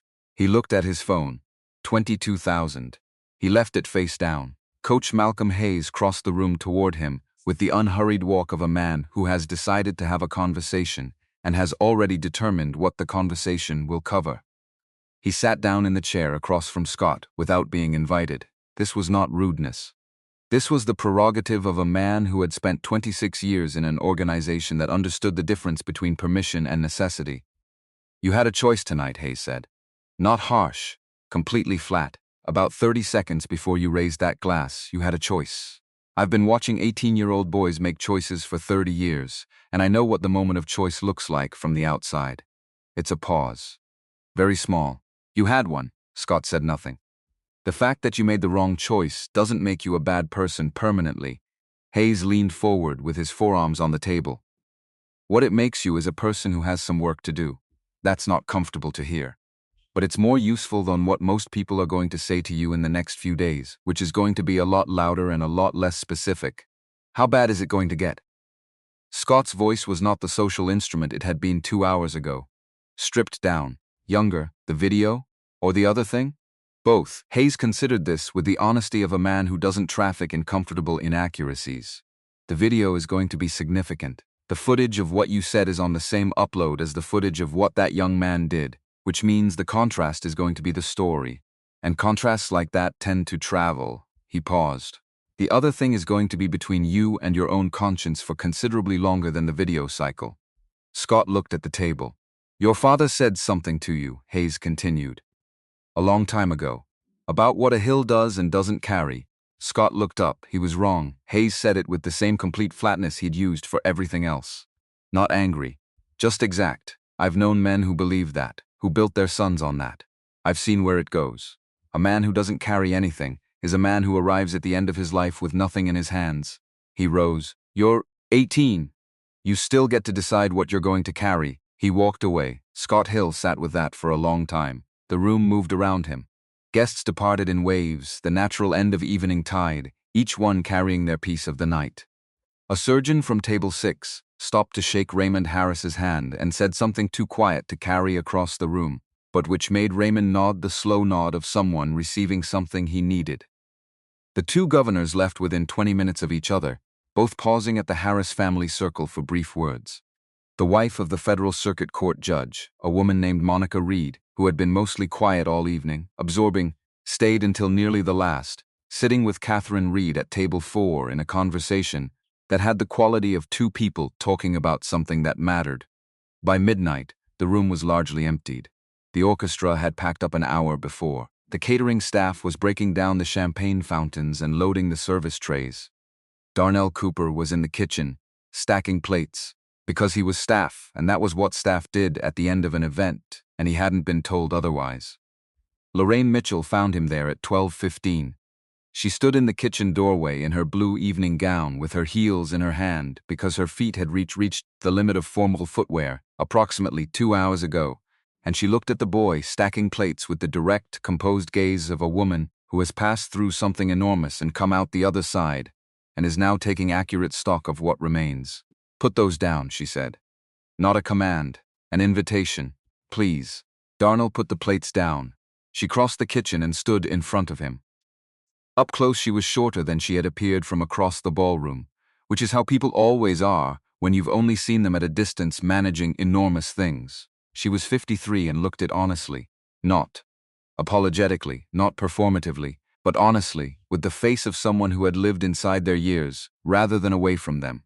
She looked at him for a moment without speaking. Then she put both hands on either side of his face, not dramatically, gently. The way you hold something you want to look at carefully. Your mother, she said, and her voice was steady in the way that steadiness is a choice rather than a condition, did a magnificent thing. She held his face for one more moment, then let him go. Step back. I want you to know that someone in this city is aware of what it cost her, what it cost both of them. She paused. What it cost you? Darnell looked at her. He had received a lot of things tonight. The dance, the applause, Raymond's kneeling, the announcement about the clinic, all of it enormous, all of it real, all of it somehow slightly outside his capacity to fully absorb in the moment. This was inside his capacity. This was just a woman in a kitchen with her shoes in her hand, telling him she saw the cost. Not the outcome, the cost. He nodded once. The kind of nod that contains everything that can't be said. Lorraine picked up her shoes and walked back toward the ballroom. At the door she stopped. She'll want to see you tomorrow. Vanessa, not about the medical things. Those are handled. We have a PT appointment at Memuse Monday morning, and your coach has already given Raymond the contact information for the specialist he trusts. Just she'll want to see you. As a person. If that's something you're available for, he was.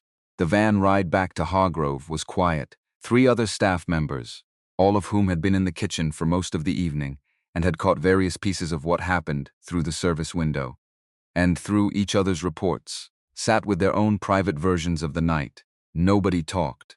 The pine air freshener was still there.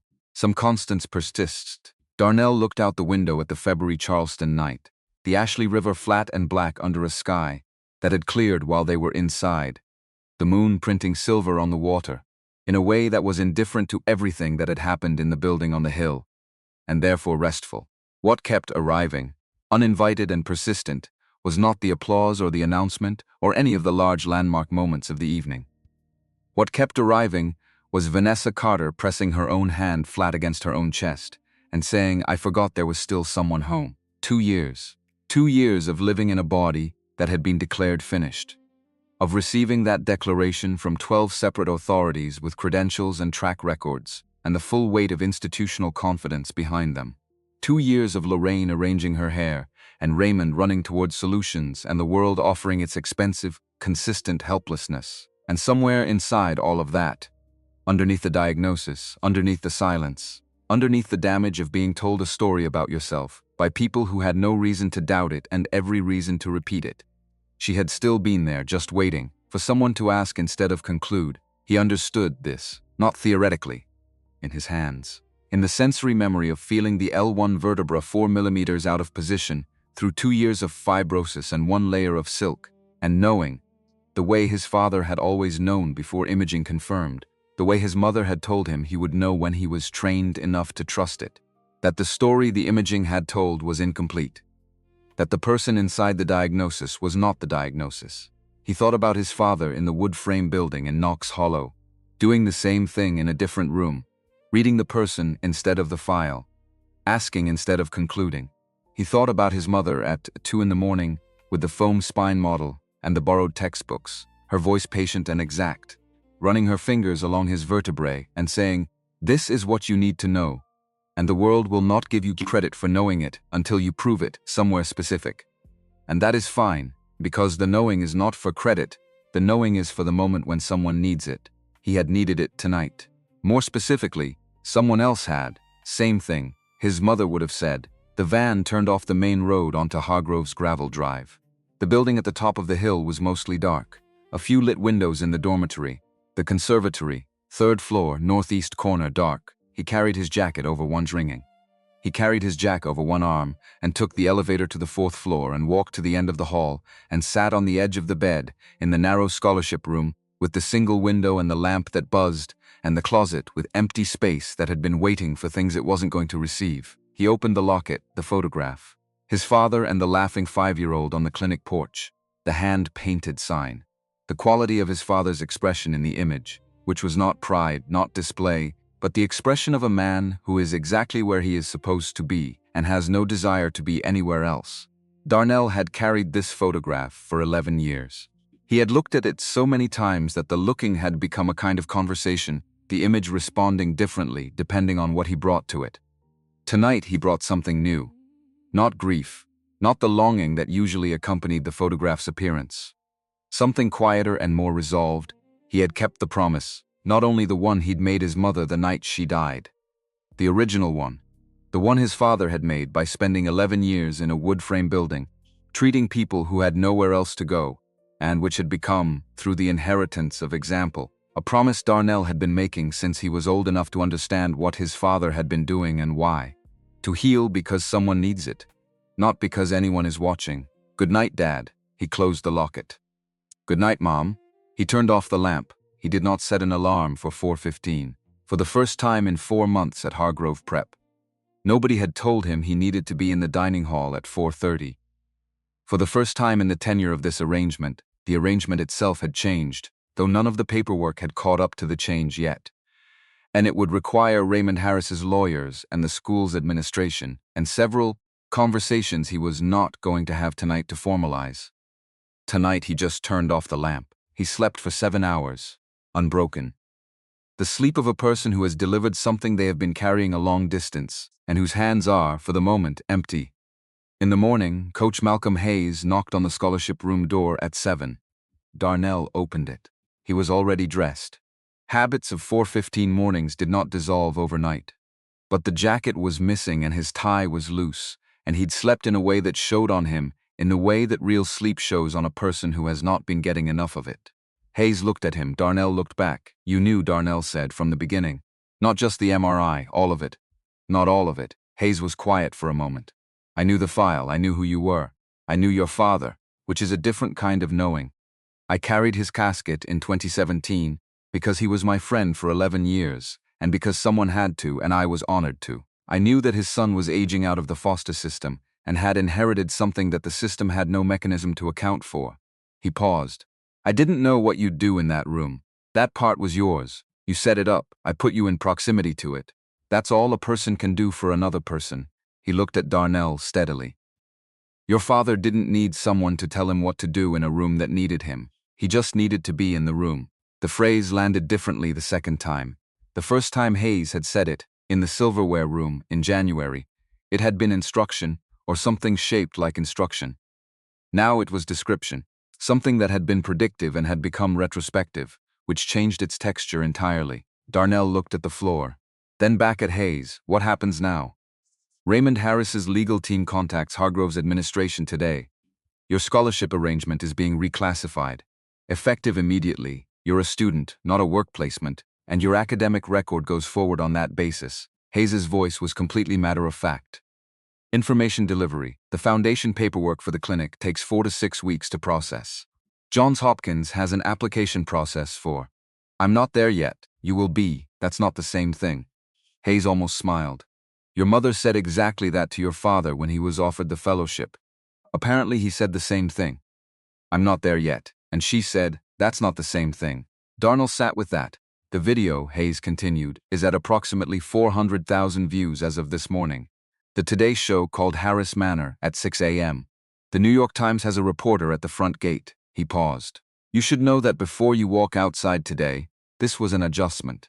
Not an unwelcome one, exactly, but an adjustment. He had spent his entire life in the practice of not being visible, of being present without being registered, of existing in rooms at the edges. The idea of being the center of a story that 400,000 people were watching at 6 in the morning required a recalibration he didn't have a model for yet. He thought about his mother's instruction. "Not because anyone is watching. I didn't do it for the video," he said. "I know." Hayes looked at him. "That's the reason for the video." This was true enough that he had no response to it. Hayes left. Darnell stood in the scholarship room for a few minutes, looking at the narrow bed and the buzzing lamp and the closet with its empty space. The room was the same room it had been yesterday. He was the same person. And yet the morning held a different weight. Not lighter, not heavier, just differently distributed. The way a load shifts when you've been carrying it so long that you've forgotten it was ever arranged another way. He picked up his jacket and his phone and went downstairs. The MUSC Rehabilitation Center smelled like a hospital and a gym, the combination of determination and effort that lives in places where people are working to reclaim their bodies from whatever had interrupted the relationship.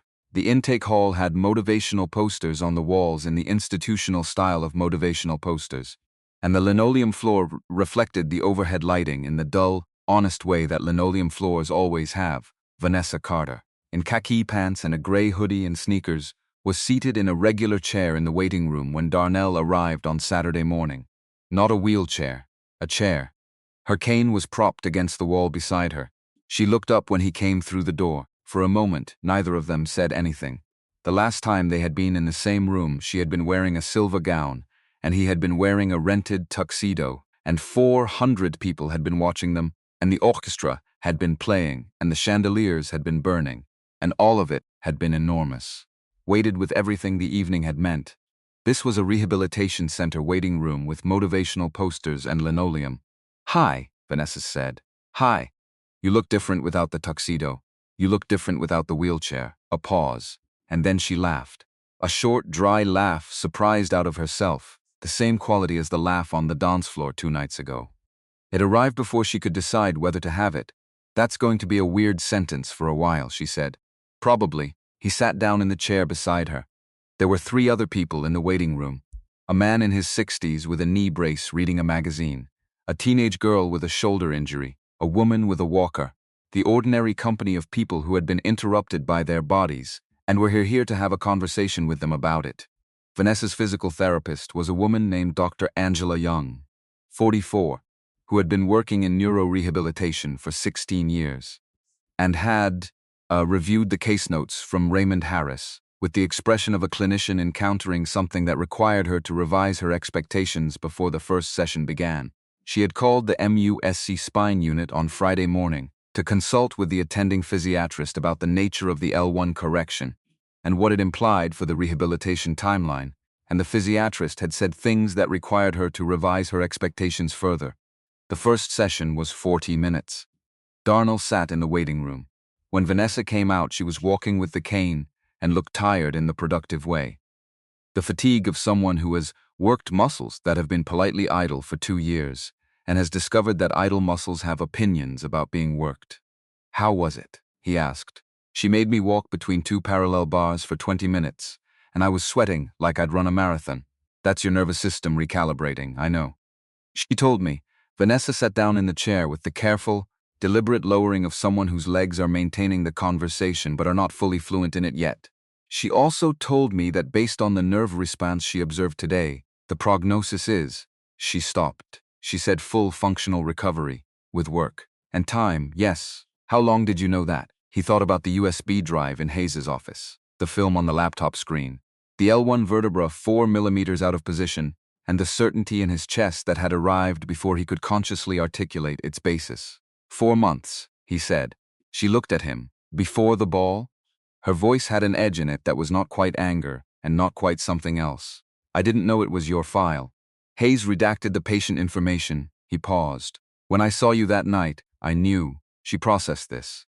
He watched her process it, the sequence of expressions across her face as she worked through the timeline, the implications, the quality of having been held in proximity to a person who knew something important about you before you knew they knew it. "That's a weird thing to sit with," she said finally. "Yes, you could have said something before, at school. Before the party, I didn't know it was you until I was standing in the room, but once you knew, I walked across the room." She was quiet. He was quiet. "Okay," she said.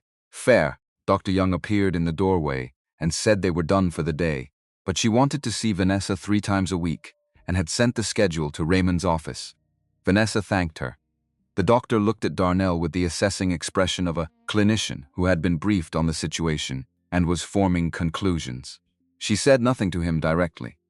But the look said, "I've reviewed what you did, and I understand the mechanism, and it was correct," which in the register of clinicians is a more valuable statement than most things that can be said out loud. They walked out together, Vanessa with the cane, Darnell beside her with his hands in his pockets, adjusting his pace to hers without making an adjustment of it.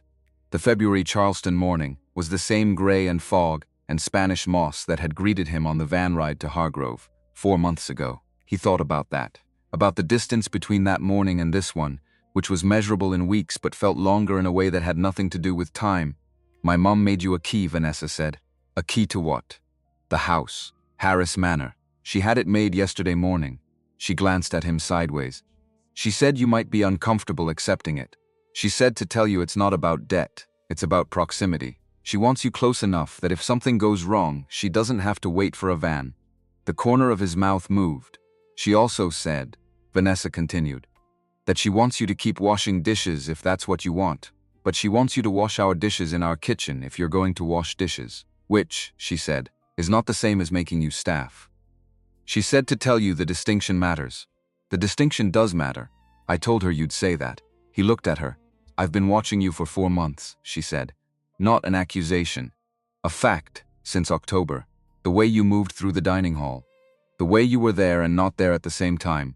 Like you'd learned to take up exactly as much space as was permitted. She paused. I wondered about you. I never said anything. I didn't know how to, it seemed. I was in a wheelchair and I was 17 and there was all this. She stopped. Tried again. There was a distance between us that seemed like it had been built by people who weren't us, out of materials neither of us chose. And I didn't know how to cross it without making it worse. The February air moved through the live oaks along the rehabilitation center's entrance drive. The moss shifted. You crossed it, he said. You crossed it, she said. I handed you my hand. Same thing. She looked at him. He looked back. And they stood there on the sidewalk outside the MUSC Rehabilitation Center, with the moss in the trees, and the gray sky, and the smell of the river somewhere under the February air, and the 40 feet of parquet floor between the champagne fountain and the wheelchair, that had been the longest 40 feet in the history of either of their lives, was somewhere behind them now, fully crossed, not something to be uncrossed. The weeks after that had their own texture, physical therapy 3 times a week. Darnell at the Saturday sessions not to assist. Dr. Young had been clear that she didn't need additional clinical presence in the room, and that Darnell was not, in fact, licensed to practice in any state, but to be there, which Lorraine had identified as a distinct and necessary category. He sat in the waiting room and read spinal physiology textbooks and drank the coffee Lorraine brought him and waited. Vanessa's progress was not linear. This was expected. The nervous system does not recalibrate in a straight line. It recalibrates in spirals, advancing and retreating and advancing further, the tissue and the neural pathways negotiating their way back toward function through the halting language of bodies that are recovering rather than healing. Healing being the work of a wound, recovering being the work of a system that never stopped working but had been unable to communicate. Week 2. She walked from the rehabilitation center entrance to the parking lot without the cane 40 feet. She counted them. Week 4. She walked from the car to her bedroom window and back without holding anything. Her hands shook the whole time. She didn't stop. Week 6. She stood at the kitchen window in the morning and made her own coffee and carried it to the table herself and drank it while looking at the lawn. Lorraine watched from the doorway and did not say anything for a long time. Then she said, "Your grandmother used to stand in that exact spot every morning." And Vanessa said, "I know. I used to watch her, and that was all." But it was all it needed to be. The video reached 11 million views in the first 72 hours. By Tuesday, the New York Times had a reporter at the front gate of Harris Manor. By Wednesday, the Today Show was calling. By Friday, Vanessa, walking with the cane, slowly but walking, gave her first interview from the front steps of the house, with Darnell standing one quiet step behind her. She wore jeans and a gray coat, and looked directly into the cameras and said, in the clear, unhurried voice of someone who has survived something and is choosing how to carry the survival, "I was told a story about my own body for 2 years. The story was wrong. I'm here to say that the person who told me the right story was standing in my family's kitchen. And the reason he knew was because his parents spent their lives learning it, teaching it to him. And that kind of inheritance is worth more than any resume." The interview ran nationally. Darnell watched it on his phone in the scholarship room, which was still his room, technically, though the paperwork reclassifying his status at Hargrove had been filed and the dining hall obligations had formally ended. And he kept the room because it was the room he'd arrived in and the room he'd played piano in at 2 in the morning, and it was his. And he wasn't ready to give it up for something nicer yet. Scott Hill watched the interview from an apartment in Columbia where he was staying with a cousin while the public dimensions of the video situation worked themselves out. He watched it alone. His father had not called. His college admission had been rescinded. The public accounting of the evening was ongoing in the relentless way of internet discourse, which has no mechanism for completion and therefore never entirely resolves, only metabolizes. He watched the interview. He watched Vanessa Carter on the front steps of Harris Manor, speaking carefully and without drama about the shape of the preceding 2 years, about what it meant to carry a story about yourself that wasn't true, about the boy who had crossed the room when nobody else was moving, and then he got a piece of paper and a pen, not a laptop, not his phone. Paper and a pen, which required a kind of commitment that he had not previously associated with himself. He wrote for 2 hours. He threw the first version away and started the second. He threw that away too. The third version was 4 pages, handwritten, with no legal counsel and no peer review, and no audience in mind except the specific person he was writing to. He addressed it to Harris Manor and put it in the mail. It arrived 2 weeks later. Raymond Harris read it in his study at the end of a day and sat with it for a while, and then brought it to Vanessa. She read it at the kitchen table in the morning, folded it, put it in the top drawer of the desk in her room. She didn't say anything about it to Darnell or to Lorraine for several days. Then she said to Lorraine, "I think he might be trying." Lorraine considered this. "People can try, I know." She was quiet. "I just wanted to say it out loud."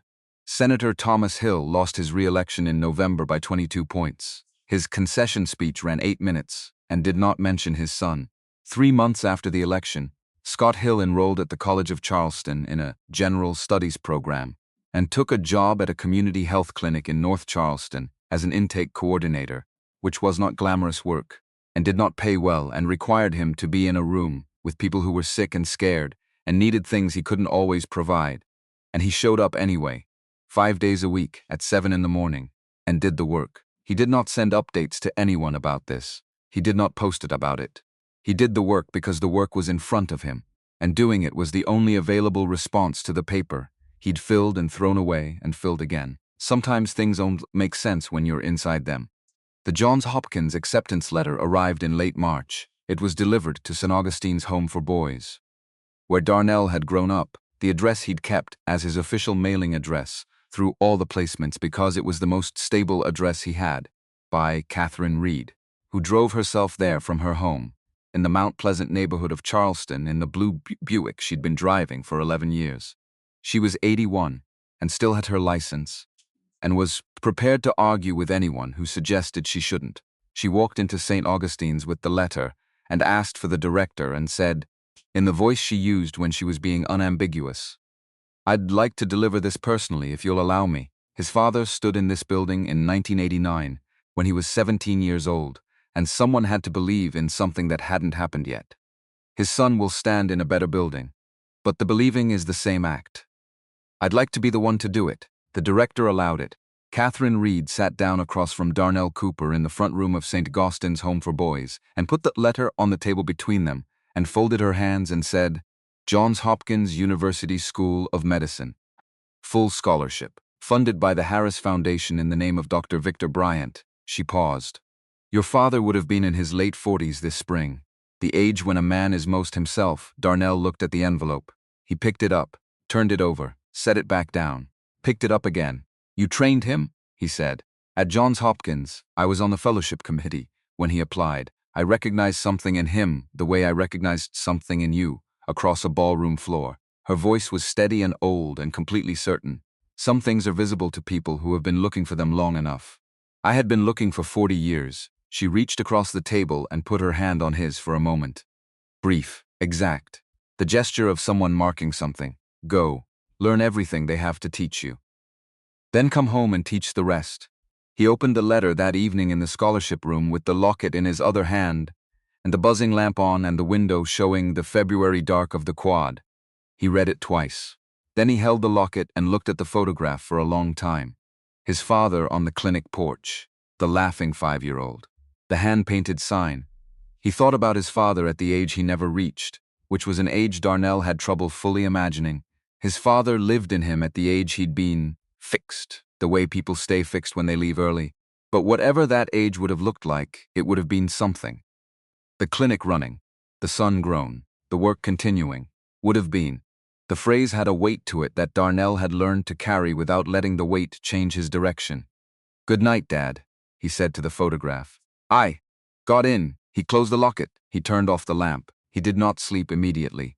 He lay in the dark of the scholarship room and listened to the building settle around him, and thought about Knox Hollow, West Virginia, and a wood frame building that was being restored rather than replaced, and a hand-painted sign that was still legible after all these years, and a woman named Teresa Coleman who was 73 years old and had not seen a doctor In 11 years, because there was no way to get to one, and no money to pay for it when she arrived. And who would be the first person through the door of Bryant Family Medicine when it opened? She didn't know that yet. He did. He held it for her. The clinic opened in December, nearly year after year, the night of Vanessa Carter's 18th birthday. The building in Knox Hollow had been restored with the intentionality of people who understood the difference between restoration and replacement. The original lumber where it was sound, new lumber where it wasn't, matched to the original character. The porch rebuilt from the same plans, the same proportions, the same orientation toward the road that his father had chosen in 1996 because you wanted the porch to face the road so that people coming from a distance could see it from far away and know they were almost there. The hand-painted sign was the same one from the photograph. Raymond Harris had wanted to commission a new sign, something more permanent, more legible. Darnell had said no. The sign was fine. The sign was the sign. Its weathering was part of what it said. They had a brief and friendly disagreement about this, the first of several such disagreements in the working relationship between them, and Darnell won because it was his sign and Raymond Harris. To his credit, understood the difference between a decision that was his to make and one that wasn't. Inside the entrance hall, on a single wall, a framed piece of paper. The frame was simple. The paper was a photocopy of a handwritten letter. The original was in Darnell's keeping, in the locket box his mother had left him, the box that contained everything she'd saved that she wanted him to have. The handwriting was Denise Bryant's. The words were the last she had written to him. Only ever heal because somebody needs you, not because anybody is watching. The first patient was Teresa Coleman, 73, Knox Hollow, as Darnell had known she would be. She arrived at 7:45 in the morning, 15 minutes before the clinic opened, because she had been waiting for this building to reopen for 9 years and was not going to be late for it. She wore her good coat. She had her Medicare card in her wallet, though she'd been told it wasn't required. Old habits. You brought the card because you didn't know when a place would change the terms on you. The terms did not change. She was seen by a physician named Dr. Stephanie Harris, no relation to Raymond, who had come from Vanderbilt University Medical Center to staff the clinic in the interim period.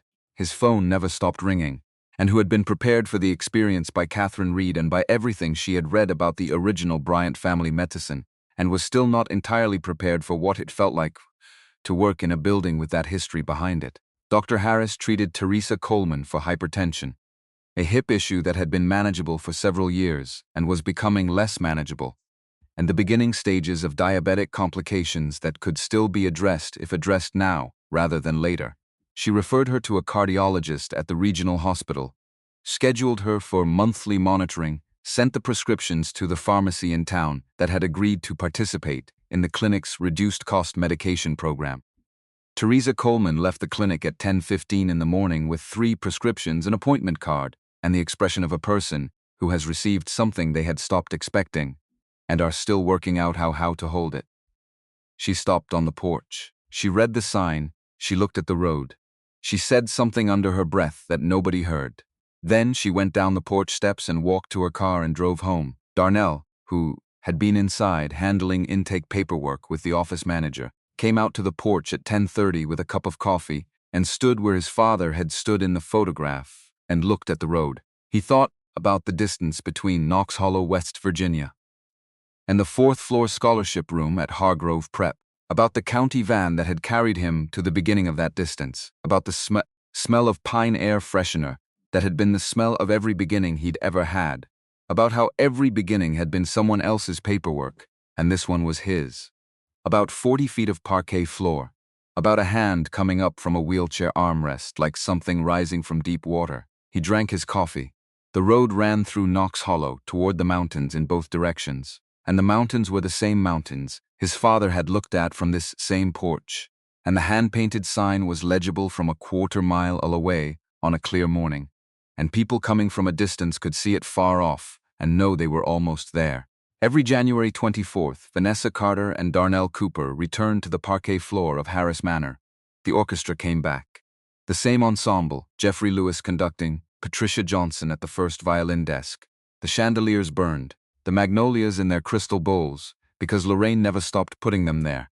Catherine Reed sat at table 4.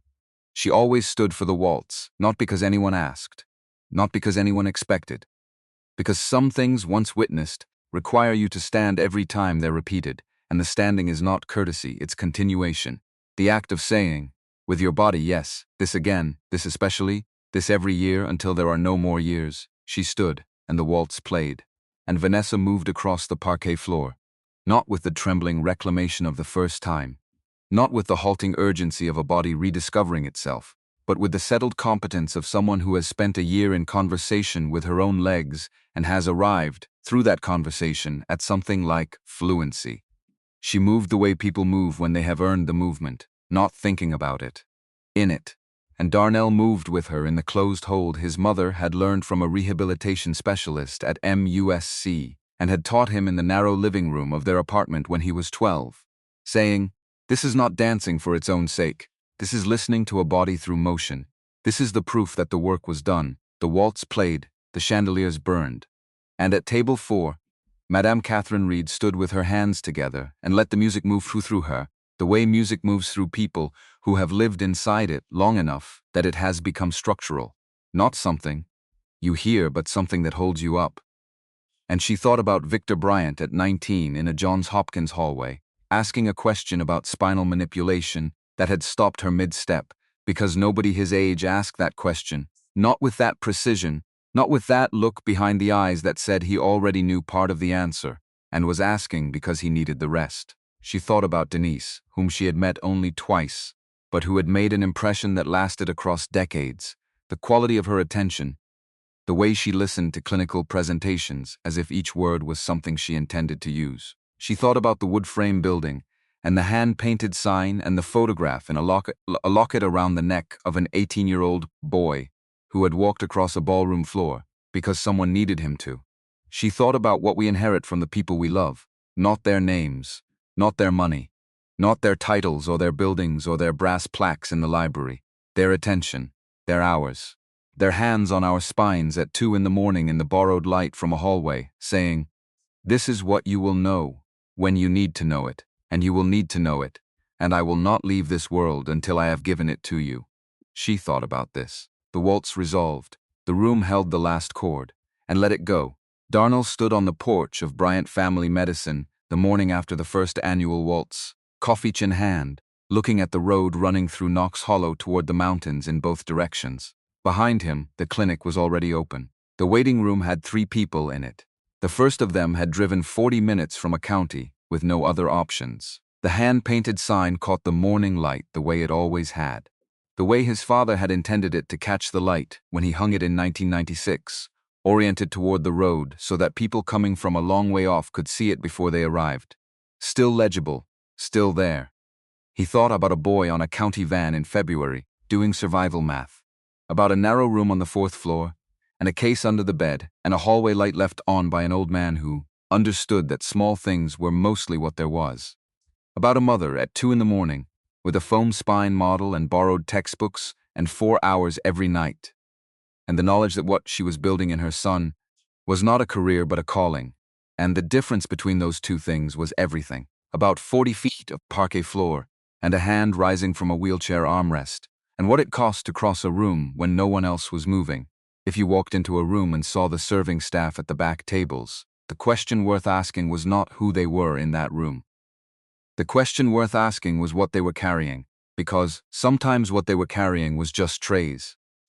And sometimes what they were carrying was everything their parents left them, which was everything their parents' parents left them, which was knowledge that had traveled a long way to arrive in the exact room where it was needed, waiting for the moment when someone needed it more than anyone was watching. You would never know which one it was unless you asked, and asking costs nothing, nothing at all.